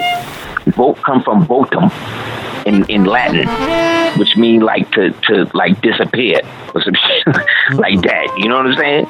So if you're gonna do it from the perspective in the republic aspect. But to do that, you need some sort of unifying body. You understand what I'm saying? Yeah. You can do it as an individual state, but everything works better when you work in unity, in unit. But what these Moors want to do, the dirty Moors, what these so-called blacks and Africans want to do is they want to pump what they saying above the aspect of what the world is dealing with. The world deals with nationalities. Anybody that's stateless is enslaved. All of the migrants around the world are what? Slaves. All of the immigrants are what? Unless they're white and Jewish. What? Slaves. But we really can't, Africans can't be slaves because that's they're not Slavic. What I'm saying, I don't mean slaves in terms of they're not Slovaks. They can never be that, but they can be designated as whatever the country they are vying for some sort of mercy from deems them as. Yes, sir. So at what point do you stop leaving your country and stay in your country and make it better? At what point do you just say finally, like there's a town in Mexico where the women got together. The women got together and decided to kick the police and the corporations out. And then the men jumped up and backed them up. And to this day, these niggas ain't got no police. They don't got no basic law in the sense that they have to adhere to, outside of the sense that if you come into the town, any type of situation you come in with, the town is guarded. They have a so-called Republican form of government where they nominate whoever's running, and it's multilateral, meaning it's women and men and children. And I do see it as the women now, and like Jamie said, as we are starting to gather in phase, Drew Ali said we have to change the literature. As everybody's waking up and we have more and more books published on this, and we know that right now the quote-unquote indigenous melanated woman in the United States and the Americas is the most intelligent. And I do think in time that the men will put themselves up by the bootstraps and work as hard and not be outworked, that they will be able to stake their claim. And I do think that, we are going to get to the place where the woman has her proper place, because oftentimes the women are the ones who have like when Stalin and them were coming in to fight Ethiopia, they didn't want to deal with the women. They didn't want to be killed by a woman because they were brutal. And so And so I'm just saying that I can see ourselves at a phase when, going back to Jamie's question of where we're at right now, that we're at the tipping point, as you mentioned, going back to where we start acknowledging our women. If us men could step up to the game and honor our women, because when we call them bitches and hoes, we talking about our women. We talking about killing a nigga. We talking about our people. We ain't talking about anybody else. But I could see us at that tipping point, as you said, is an example. With those women stepping up, I know that the men are sure to follow. And I think that's a beautiful... Inshallah. I mean, inshallah. But, like I said, man, I'm of the understanding that it's a 50-50 situation. It's 50% her problem, 50% my problem. What's happening is that she wanted to be 90%, 95, 99% my problem, and 0.001% her problem. You know what I mean? And then me, I want her to just acknowledge the 50%, but because she don't, I then decide to go out and do me. You see, it creates this cycle that we've been seeing since Claudine came out. Like this is the type of ritualistic socialization that has happened based upon movies. When the Panther thing died out, the Panther thing didn't die out because people stopped being conscious. The Panther thing died out because people started going to the movies and seeing Three the Hard Way and Coffee and Superfly and all of that, and Shaft and all of that. That basically channeled all of that energy into an aesthetic, a lifestyle, a look, as opposed to an actual political and social upheaval way of life for your own community. That was a culture. They changed the culture, which is the way you live. You know what I'm saying? All the Panthers went in and got social jobs. They all became social workers, and they all became tenured professors and stuff. But then the real ones, like Asada and Geronimo and Bunchy and Fred and these niggas, they dead. You understand what I'm saying? So this is what I'm trying to say. Like, they ain't no Fred Hampton University. There ain't no Bunchy Carter Institute for the preservation of black people. That don't exist yet. The only people that could make that exist is Moors. Why? Because out of all of the so-called socially, politically, whatever black groups, we're the only ones that have been talking this thing since the 1900s. You understand? We're the first ones through the Divine National Movement talking about the Divine National Movement. Talking about we was already here. Talking about when the European got here, the Mississippi. Talking about just because you born here, that don't make you a citizen. That's just what Trump told you. That's just what Trump about to flip on y'all now. We've been talking this thing from the beginning. You had people from Africa come over here and tell Noble Jew Ali that he not a prophet, and then try to take him to the white man court. This how crazy these niggas are, and niggas today hold on to this. Then try to take him to the white man court and get the white man to co-sign it. Now think about that. He African at this time. Actually, he's whatever nationality. I think he's Sudanese or whatever. This is during the time that the Mahdi started popping his joint off. So he come over here to challenge Noble Jew Ali prophethood, talk about he don't do this and he don't do that or whatever. So in that, go to the white man, say that. The white man said, look, you better leave that man alone. You better go back to where you come from, whatever, Sajid, Majid, or whatever your name is, and leave that man alone. Let him do what he need to do. Because again, I say all that to say is that there's so much history about your own people that did things here. Moors was voting. This is how deep it is. Moors was getting people elected in the 20s when it was illegal for Negroes to vote. Think about that, Moor. Think about that. But niggas ain't talking about that. And they still had their nationality, and they had towns and property and all that, and the white man wasn't coming hanging them doing none of that. The few Moors that was getting into it based upon their relationship or connection to some infiltrator Moor, some Freemason that was trying to get into the Greater Temple. That's my word. When I read the history and I read it, that's what I see. So what I see today is a bunch of people who all benefited. Everybody benefited. Where did all of those people after Marcus Garvey go? All those people that had that knowledge, wisdom, understanding, all that intellect, money, intelligence, they started working for the government. Industriousness, where they went? Into the government. Where get government jobs. They went right into the Moorish Science Temple of America. Why you think the prophet would put money on Garvey? You talking about the Garveyites wearing fezzes and so forth? I'm talking about the Garveyites back in the day. Yeah, okay. I'm talking about when Marcus Garvey got locked down. Okay. All of that energy, all of the people, where they went.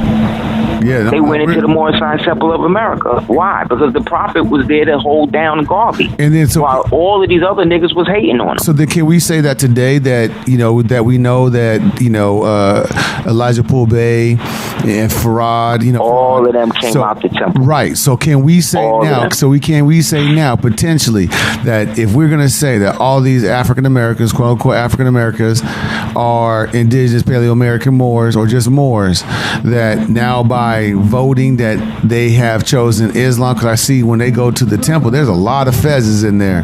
Can we say that right now that right now is the picking up? Picking up, people waking up. But think about it. All of the years we've been in the conscious community, you know what I'm saying? Like, I'm 45, right? So I got first knowledge of self back in like 95 when I got understand like true knowledge of self. Like prior to that, my aunt was like a Panther, you know what I mean? So I knew certain things, and my mother was cultural, you know what I'm saying? I went to art school, you know what I'm saying? That type of thing. But I would say I really got knowledge of myself through the Nation of Gods and Earths. Peace to the Father Allah, peace to the Nation of Gods and Earths. And the enlightenment I had at the time was a more name, damn, I forget this Moore's name, but peace to him. And he put me on. And at the time, I was into like breakdancing. It was like the village style. So I had like a nose ring. And he was like, yo, God, if you're going to get down with this, you're going to have to take this down. You got to take that nose ring out, because that was a symbol of the pirates that used to enslave our people. And it just bugged me out, you know what I'm saying, to such a understanding that I went and researched it. And I found, I would look at pictures and see these people, but then I would also see that some of these people called Moors, and this thing kept coming up. So by the time, jump ahead now, all these years later with the Moorish understanding, I started to realize that all of this history that I'm reading is Moorish science. Because all of Western civilization, do you understand there would be no Western civilization if it wasn't for our people who were from North Africa, Northwest Africa, and the so-called Barbary powers, who of what the representative Al-Maghreb, Al-Aqsa, all the way from what they call Egypt, all the way to Mali, all the way over here, all the way to California, all the way down to South America, all the way back up. Those people had a global trade empire that allowed them to transverse the world and do their business from ancient times, back when niggas was calling them Phoenicians and Canaanites and Phrygians and Fomorians and names we don't even remember. And so consistently, the headgear was matriculated back to all of the other cultures that came after. Like I said, one of the oldest cultures here in America is the Kerala Supe. They even older than the Olmecs. And we look at their pictures, they all got feathers and turbans on, and they all black people. And they was here before them. So when we thought the Olmecs was here, so what's going to happen when we find out the culture before them wearing the same thing? So that's all coincidence? That's all non-existent? Like, I'm not supposed to connect myself to that? Because what Mexicans live there now, they trying to leave their country. They can't come here. So let them niggas have the part that they want. Let's get our own joint. Right. You understand that right now, if you sold a platinum record, let's say, and you made $1.45 million, do you know right now you could buy a town and you could put a whole generation of people in it, and nobody would even know? I would do that, you know what I'm saying? But niggas talk about, right now, if you had $37,000 to maybe $40,000, you could buy an average city block in any city in the United States. Understand, like, how much power they have? Like, I've seen more, I know more has so much money. Real talk, more. He had so much money, the rats was eating that shit. You know what I'm saying? Like, it was molding. You know what I'm saying? And I'm a shorty. I'm a child seeing this. You dig what I'm saying? Where that money now? Where he at now? Man, it's gonna save you saving your talents. You ain't supposed to be saving your talents. You know what I'm saying? You're supposed to be applying. You dig what I'm saying, more? Right. Like these Moors is out here tripping. You mean to tell me you got all this understanding, you don't know that the only way that any international body is going to hear you is if you come as a unified people? But you want to come behind the church.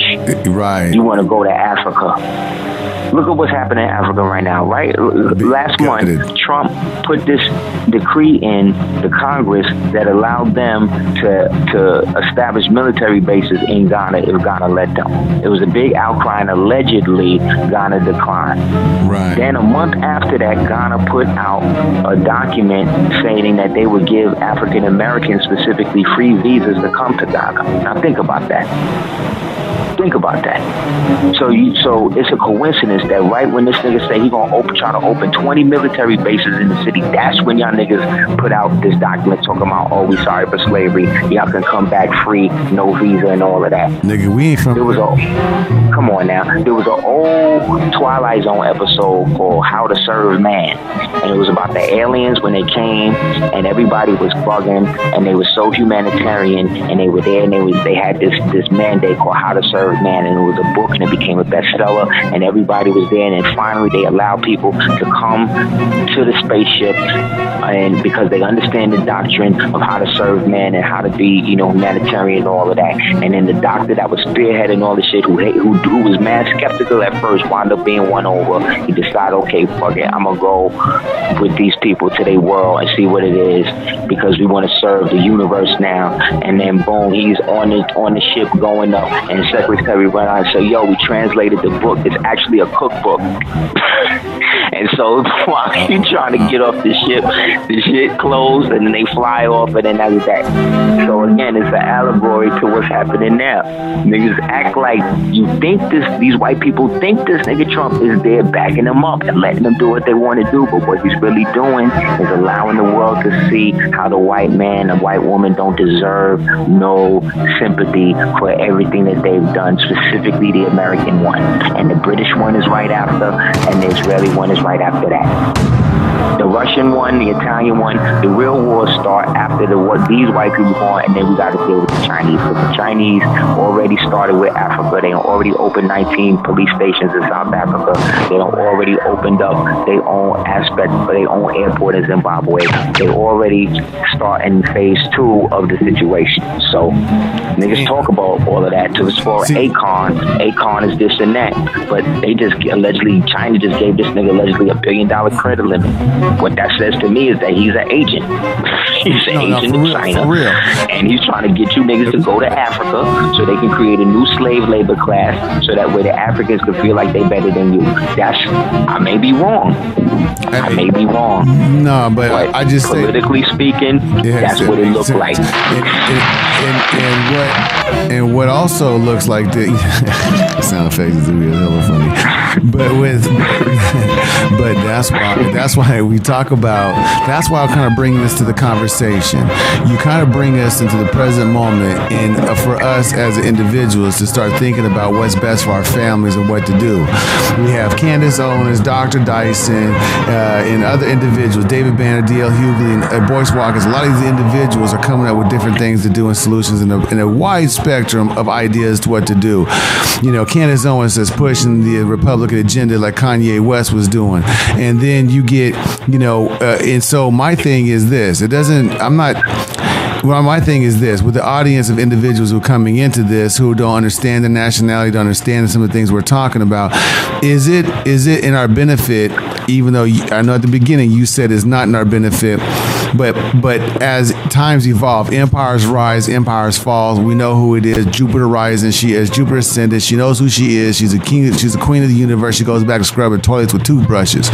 So is it in our best interest, in the sense of the populace right now at this point in time, to work within the system to gear it towards what we're trying to do in a nationalistic sense? Can I answer that first? Sure, bro. I say yes. And let me explain. I say yes, we need to work in the system only because we are not prepared We do not have a system in place of our own. So if we detach, we'd be fucked up right now. Other people are coming in. So so we need to take advantage of the system at every point where we can. And we need to teach our own to own as many businesses as they can. It's the only way to really for a black nigga to become a white man is to own a corporation. Or invest in the stock. Or own a successful corporation. Right. So whatever that is, we should be owning something, to not ask anybody else, to generate dollars for ourselves, to have a say on where our dollars are circulated, to generate the momentum of where we circulate our dollars, to prepare our breakaway to create the system. And that's creating that system is going to take funding that we need to use their system to do. But the thing is, we have different. That's kind of like I wanted to initiate with the start with the show, but Aseer wouldn't let me do it with his beautiful history, his beautiful mind, and breaking it down. In that regards, this black idea. When you say us, and you're in that regards, we have different ideologies as melanated indigenous inhabitants. So we can have a group that has their interest in developing the economic system. Let's just say one happens in Oklahoma again, one over here, one over there. I can see in our geographical location when we start doing that, we'll start looking out for our own interests and start looking out for ourselves in history. It's very important for us to come to this knowledge that we are attached to, our indigenousness, or otherwise we're just going to become another, black Republican or something like that. True. What I mean? The dangerous part is we got to attach it to solutions, though.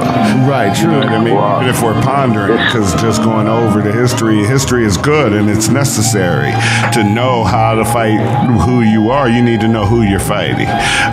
So history is good, but it needs to come with solutions. And I think the history detaches us from the European in the sense that it shows us that we're different and that we don't just replicate the same thing. We can replicate the same thing in reverse in a certain type of way, but allow ideologies to go through, but not allow. See, the history is what allows you to know what's owed to you. Right. That's why they don't put emphasis. Think about it. Everything they're doing to you is based on something they did historically.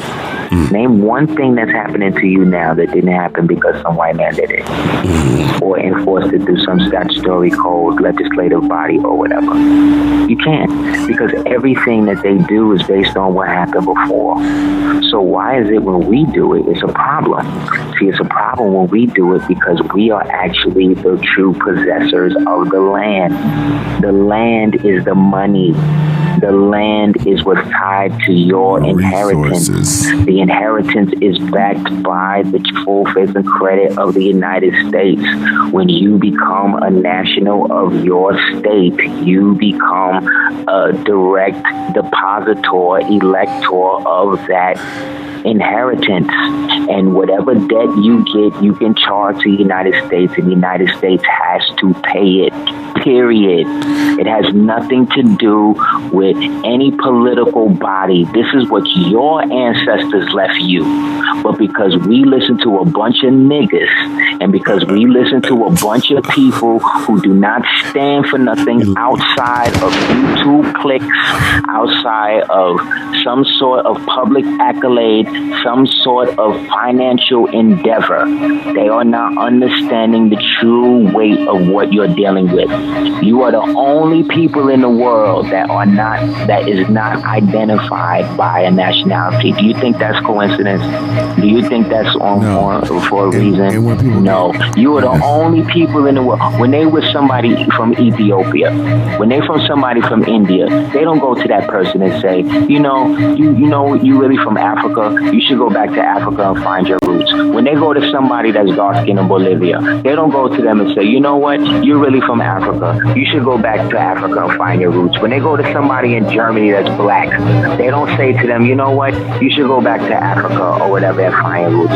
The only people they do that to is the so-called black man and black woman of America. Why? To strip Who does your it benefit ass of that it. you don't have a nationality? Think about it. Who benefits? They do. Everybody that's been making money or for speculating on what your nationality is. So look around you and see who's that. I've been talking about the same thing for over 25 years, B. Man. That's how real I am with this. You got Niggas 25 can say more what years they to go. want, and everything has shaped and moved to to corroborate what I've been saying. Excuse me, forget me.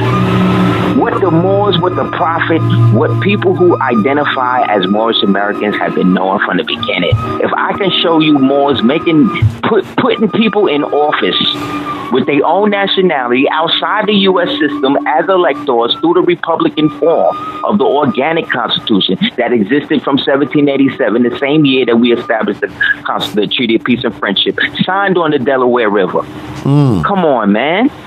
Come on, what are you niggas talking to me with Africa? What are you talking about?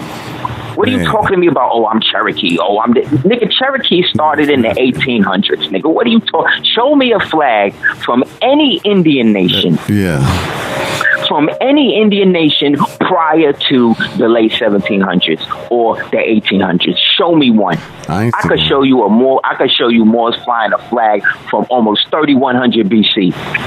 Yes. From stone, my dude. In stone. Stone, brother. I know what you're talking about. These Negroes talking out the other side of their face, and they all got feathers in the closet. But on Thursdays, they put on aprons because they want to be brothers with these pedivores, these white WIGHT Freemasonic baby eaters.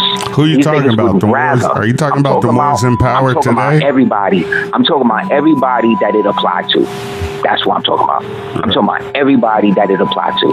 Whether we know them personally, whether we don't know them personally, whatever. They know who they are because they're offended now by what I'm saying. Right. Because it has nothing to do with me.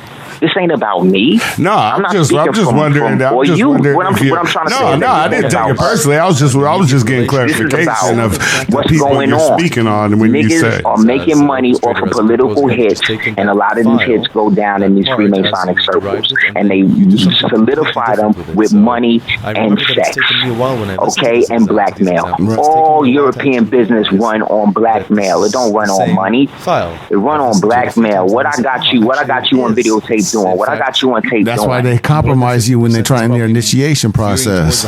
Come on now, why you think I ain't got no Instagram? Why you think I ain't got no Twitter? Why you think I ain't got none of that? You got Facebook. You understand? I just got rid of my Facebook and YouTube. That's it. I got rid of my I'm trying to phase the Facebook out. I dropped it. They won't even let you date an account. That's how you know it's some other situation going on with that. I deleted that because I didn't like the, say easy access, but I would like to get the information out. But, what I'm saying, like Cujo did, I dropped off of Facebook. I do have an Instagram. I'm searching for more, you know what I'm saying? Yeah, more, but what I'm saying is based on where I'm at with certain things, I'm seeing the political climate, and I'm seeing how people are just saying anything. They're just saying anything to enter in debates. They're making up anything. I've had DVDs where niggas have called me a clone. I've had DVDs. I've had niggas do tapes where they I don't know. They talking about my queen. Like they're crazy.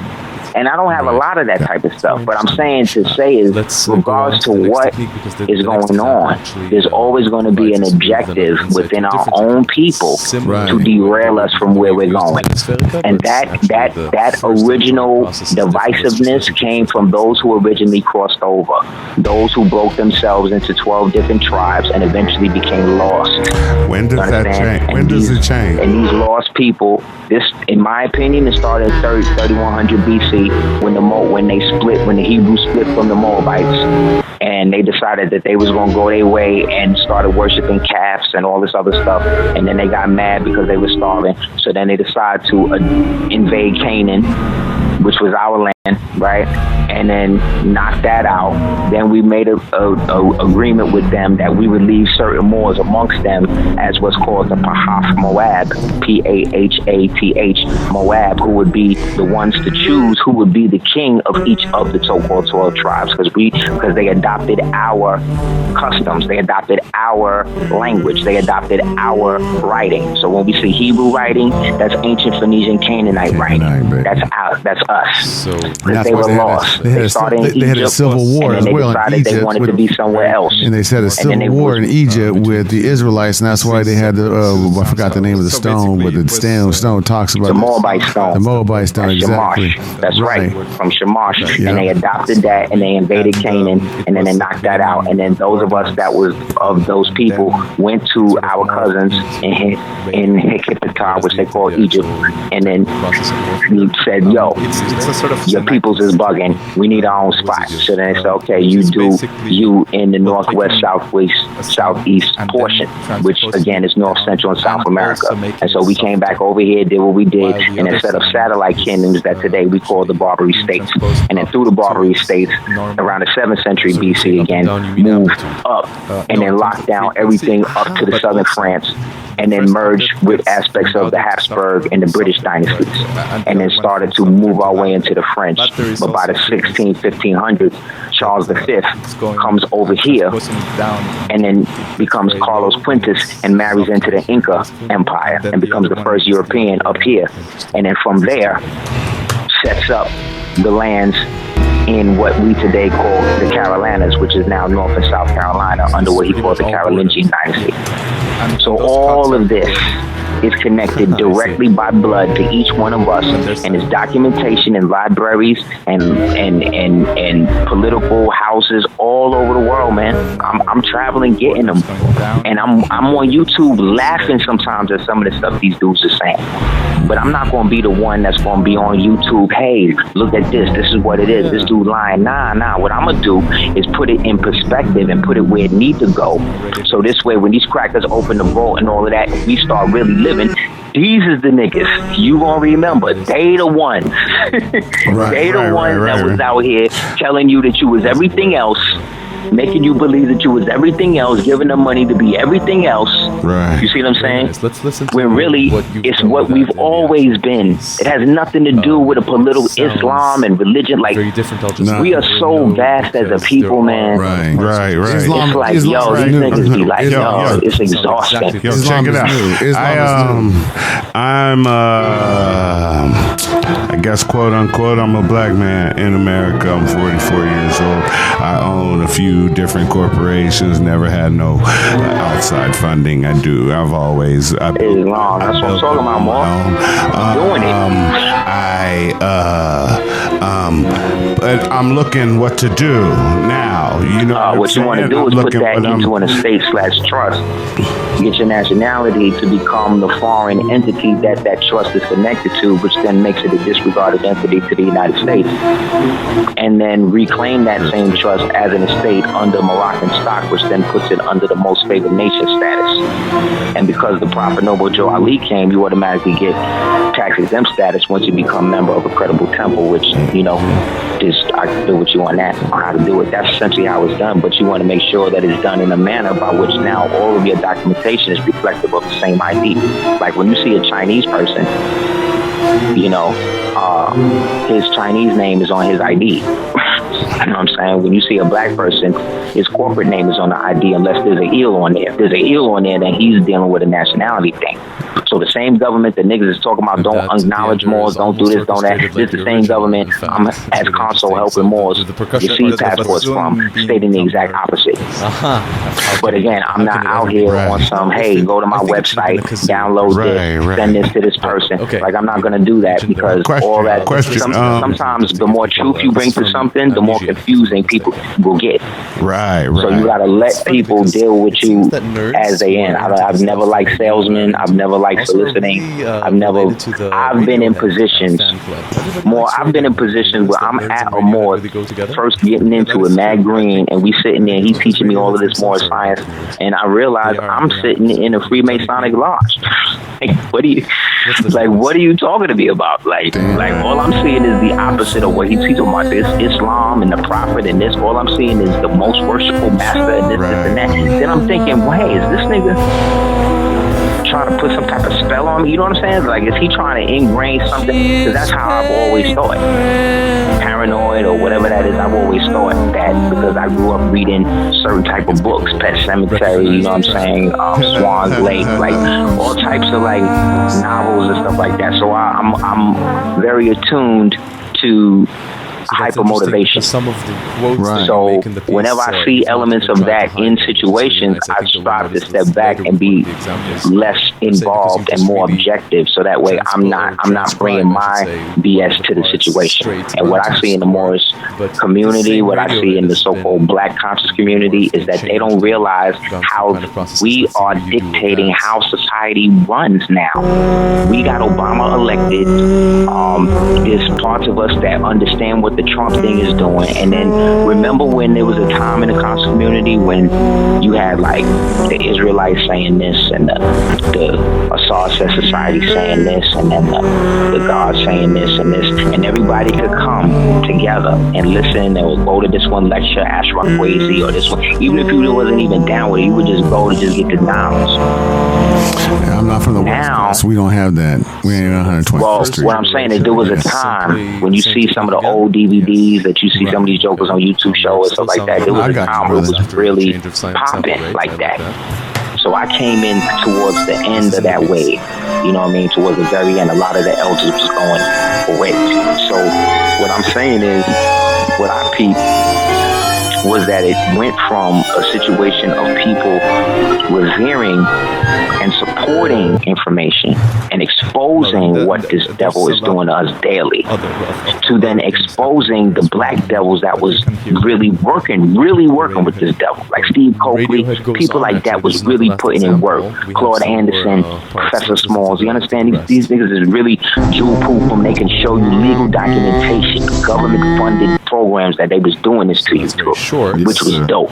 Same technique. Then it went to this nigga's a liar, this nigga's this nigga's that, and now that's all it is. But somewhere in between all of that, the Moorish thing kind of became the thing, period. You understand? I remember looking for books on Moors, like literally looking, driving to places like Buffalo, looking for real books on Moors. Couldn't find them. Had to steal them when I could. You understand? Right. Now, it's hundreds of books, and some of them is not even written by Asiatics. But note that this is already a and some of those got some of the illest info when you research it from that. Right. You dig what I'm saying? So again, what I'm seeing is a lot of secretarian chess playing, a lot of people acting one way, you know what I mean, acting like they not down with this one, but they really down with this one. So what that says is we're in the same place that the Panthers and all that was once COINTELPRO went in. You go from Eldridge Cleaver talking about Soul on Ice to him being the head chair for the Republican Party to get Reagan nominated. You know, you go from that Bobby Seale with Huey to him setting up the diet and all of that. You get Angela Davis marrying a white woman. You understand what I'm saying? Yeah. So anybody pumping any type of rhetoric that's not based around a national identity. The other stuff was... This is why white men is going down with this white nationalism thing, because white can't be a nationality. So they're already done. But I had this idea. You see what I'm saying? They already disqualified themselves from any type of human exchange now, because they've made themselves open corporations. Right. That's why Trump letting them kill themselves. It's great. It's great. So long as they ain't hanging you, and so long as you got a community around you that can protect you from them, you should let them crackers do whatever they want to do. Let them burn, let them do what they're doing.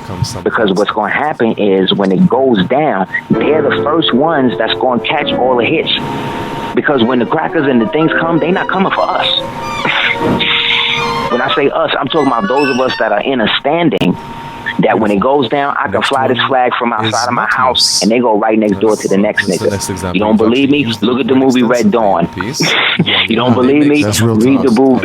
Hey, no. Do you also just the whole story of Passover? The Passover story. You mark your door with a red. That's what I'm talking about. You know what I'm talking about? That's what I'm talking about. Because the angel is a messenger. You know what I'm saying? It could be a messenger of death, what have you. Right. So long as you're not a Christian, you good, B. I'm telling you, it's mass mind control.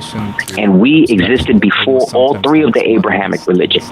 All three of them. Right. We got ancestors that went back before all of it and helped them build all of that. That's why I can be a Muslim, but I don't consider myself a Muslim because I don't You're not The orthodox. Quran says, remembrance of Allah is worth more than prayer. Well, let's listen to One learned man is worth more than 1,000 worshippers.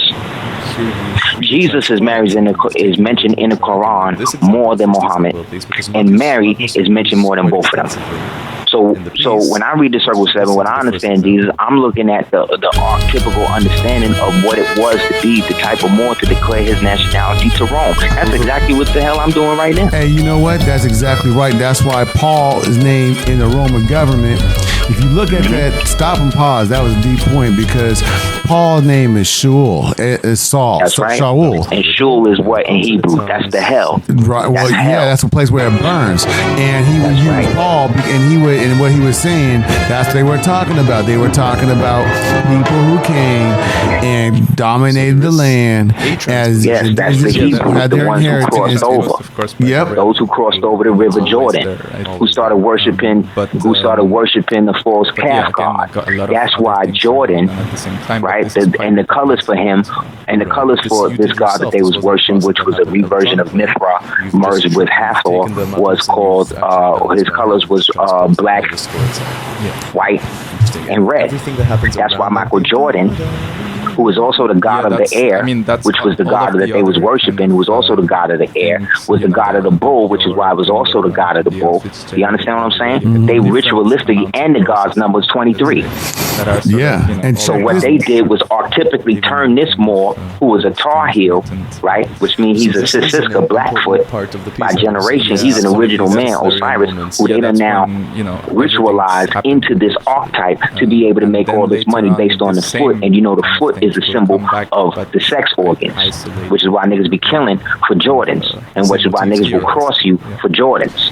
You see what I'm saying? Because it's all based on the gematria and the magic that these devils be using, and be using these Moors as finger puppets to implement it, and then get everybody else to follow behind it, because it's all based upon their religion. What we are not understanding, this is their religion. Their religion is to sacrifice and kill you and eat you. It has nothing to do, and I'm not saying that all white people want to do that. What I'm saying is that the nature exists for them to do that, because if it wasn't, you wouldn't have pictures today, hundreds and thousands of pictures today of white people in droves with their children on their laps, in the belly, sucking the breast, watching black men getting ripped up and their penises cut off and all this shit. 100%. And you mean where do all them white people go? And that's where the Inca Katera is written on the back of children's skin. Here more. Yeah, that's what the Inca Katera is written. These basketball players is having babies and shit with now. You understand? And you wonder why black people is still fighting each other, because we're having sex with the very iniquity that birthed this shit. And niggas act like it's a choice. It ain't a choice. That ain't no Kanye shit. That's what the Inca Katera. You will never hear a Chinese person talking about, I don't date Chinese people. You don't never hear no European person, white people talking about, I don't date Europeans. I don't date this of my own race. You might haven't hear no Mexicans say that. The only idiots that say things like that is maladapted, brain-dead black people. And these are the people that's telling you to vote. This is Candace Owens. How you telling me how I can free my mind, bitch, and you still got a perm in your head? First of all, before you even go to vote, you got to go and pay that Korean to go get that weave, whatever you doing. That's right. That's the first thing you're doing. Before you even thinking about voting, you're thinking about how your perm is not going to blow out. And you think I'm gonna support you in running the country? Hell no. No wonder you back. You know what's also crazy is when you bring in some of the ancient and the religion. If you go to the London's Guild, I want everybody to go Google the London's Guild. Now I want you to see who's posted up in the London's Guild. It's Gog and Magog. If you know what Gog and Magog is and how that relates, you will see that's what this battles are going to be talking about. And those individuals, the Visigoths, Vice Lords, not Vice Lords, Visigoths, the Visigoths and the Ostrogoths. Ostrogoths, yeah. Those individuals, and there's more groups of them them that bound up together, but they are Gog and Magog. That's why, the Ashkenaz are all a descendant of Noah, and that area of Germany is Ashkenaz land. And I'm not trying to point out an ethnic group in a way I want anybody to get destroyed. Just want to make the connections of what he's saying about how this is religion, and that it's religion because they're calling us children kids. We have scapegoats, and when we have scapegoats, they put children, you know what I mean, and they took the skin of children and they wrote the Inca Katera, if I'm saying that wrong, they wrote a treaty, a trust on the back of children and put it in a vault.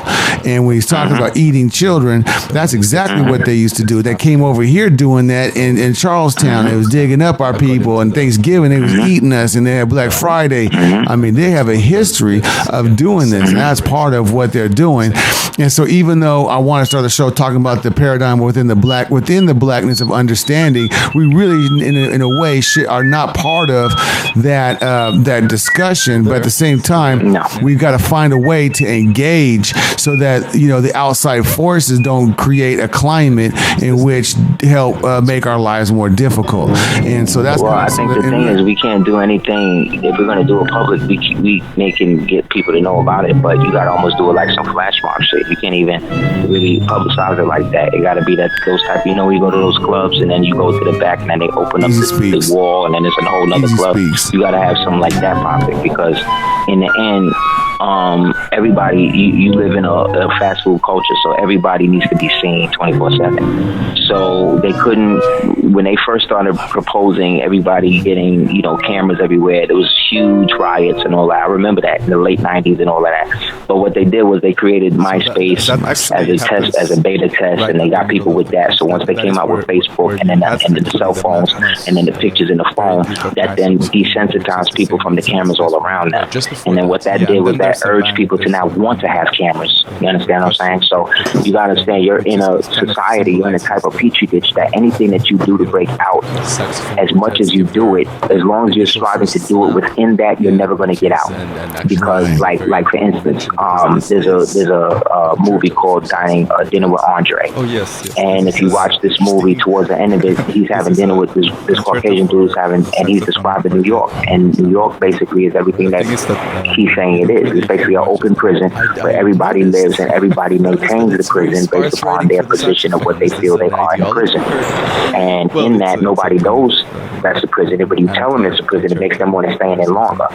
So apply that now to the United States. And apply that United States understanding now to all the countries in the world that the United States is trying to market that to. Now times that by what China's objective is, what Russia's objective is, what Iran's objective is, on a mundane human level. You have to understand, their enemy is not us. Their enemy is the so-called infrastructure, so-called white power structure that they have been doing that, and they've been fighting to try to get that, destabilize that since the beginning of civil rights. People don't understand. Martin Luther King and these people, they came up through communist ideology. They went to a place called, I believe it's Harp Springs or some sort of farm they used to go to. Talk about that. Talk about the Russian infiltration with the black leadership before we go, because we're about out of time. But can you end us with that? They used to go to these communist-backed situations. There was a guy named Frank Marshall Davis who used to host orgies for a lot of the so-called black liberation type peoples to have sex with white women and all that.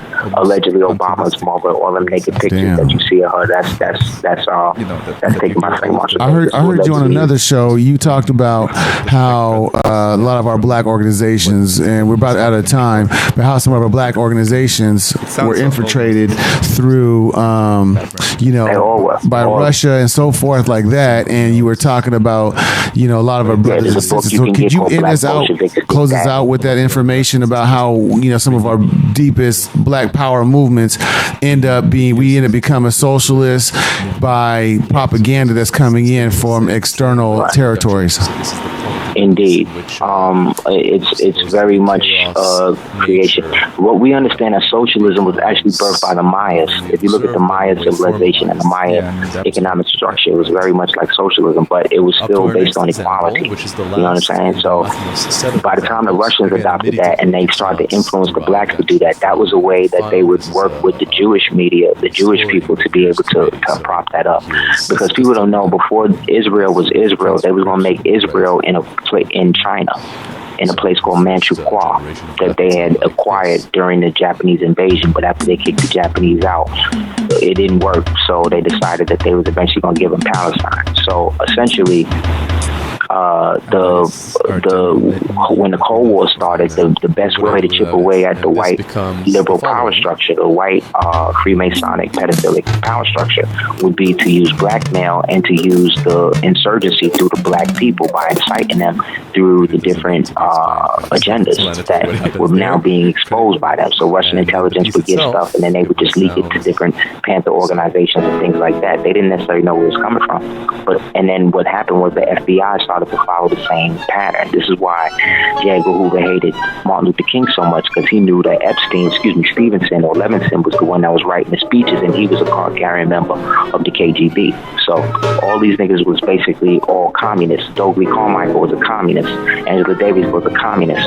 All these niggas was communist Marxists, you understand? And all of the Marxist communists were low-key Freudian eugenicists, you understand what I'm saying? So all these niggas was basically, sipping the Kool-Aid in one point or the other, and they was trying to flip it. Kwame Ture, Stokely Carmichael, allegedly was a CIA agent as well, who was engendered at the same time that Jesse was put in there.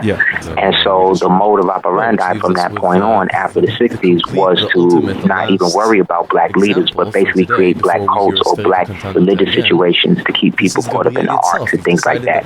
So there's no real black political organization in America. There is none. There is no black political organization. No. None of it is strictly for original people, because the Nation of Islam got to now share the bill with the Church of Scientology, whatever deal they got. Because remember, they used to have Jim Jones doing lectures with Warif Muhammad. Look that up. Oh, I didn't know that. I didn't know that at all. Yeah, look that up. You know what I'm saying? But there's relationships between them and the Nazi Party and all that, just like there's relationships with them and the Moorish Science Temple of America. But they're not going to get into that, because that don't benefit them. So what we got to do is understand that the best thing that we can do now is decide who we're going to be, and then establish our own individual estates and trusts. And then from those estates and trusts, basically unify under a common nationality. Even if you don't want to be a Moor, nigga, even if you want to do that, find a country and become a national of that. If that's what you're going to do, don't just do that be shit through your churches at least. Do that through your churches at least. Under the 14th Amendment, my dude. Don't do that. Right. Even if you want to do, because all these niggas is talking to you about black and going back to Africa and all of that. All these Negroes is here, number one, and number two, ain't not maybe near one of them got a passport from a country other than this place. You understand? Right. So let's really keep it real, man. If you're not trying to go, why are you telling me to go, Akon? You understand what I'm saying? Like, you still got residents here, my dude. Like how you got $1 billion credit limit from China? China right now is literally locking up niggas, kicking niggas out of their houses, taking their land in the places that they done paid for. There's a whole generation of illegitimate children that's of Chinese fathers that are going back to China. And they done left them. There's a whole nother class now. They got a name, to the point they got a name for that. What you think is going to happen in the next 20 years? They're going to be slaves. But see, what this is also is, this is also a backwards genealogy play. This is them trying to graft themselves back into the original man on the low. See, they want to be black. They don't just want the economic status we got.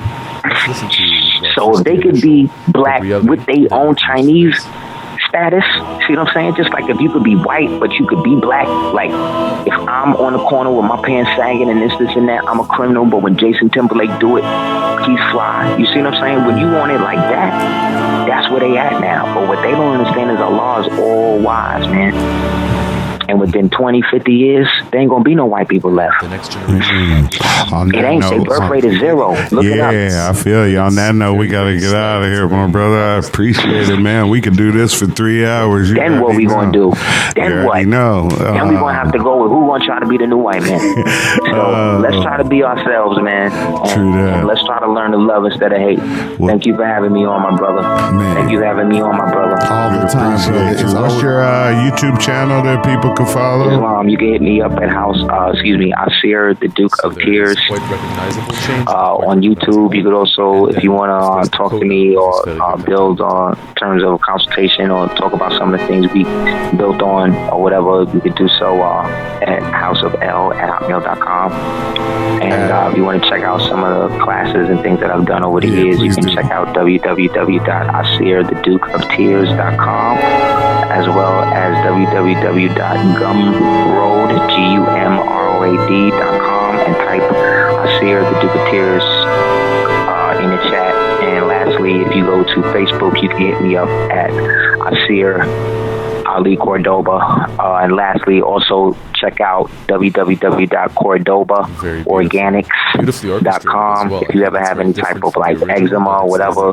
Queen be using these old ancient Moorish recipes, and it's been helping people with eczema, dry patches, dry skin, all that.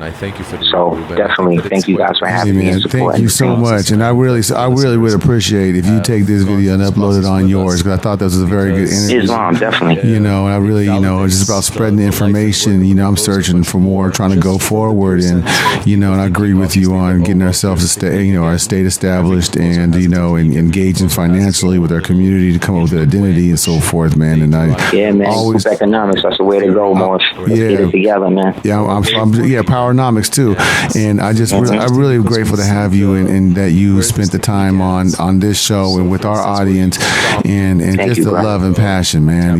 I've learned a lot. Thank you, brother. And I'd really, and promote you however I can, man. I just want to get your word out there, and hopefully one day we can get you out there on the big media network, so more people can hear the truth and recognize who that. Inshallah. Have a good night, mommy. Thank you, my brother. I really appreciate it, man. Thank you, brothers, for having me on. And again, love to the human families of the planet Earth, all the original people, all of the ancestors that came before. Again, honor to the prophet, honor to everybody. And again, man, long live the empire. Let's make the next 250 years a whole nother paradise just for us.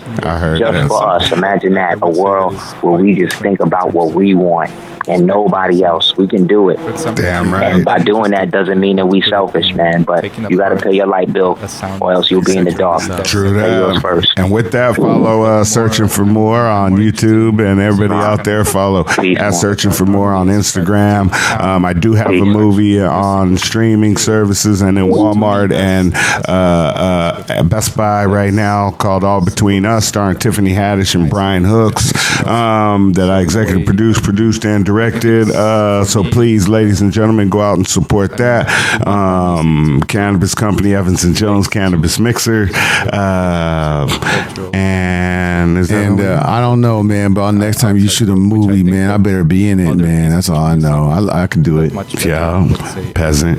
A peasant. I don't even care, man. Put me up there. Nah, it's all good. No, that's beautiful that you did that. And Searching for More, Instagram, got no Facebook, took that shit off. But again, Zuckerberg.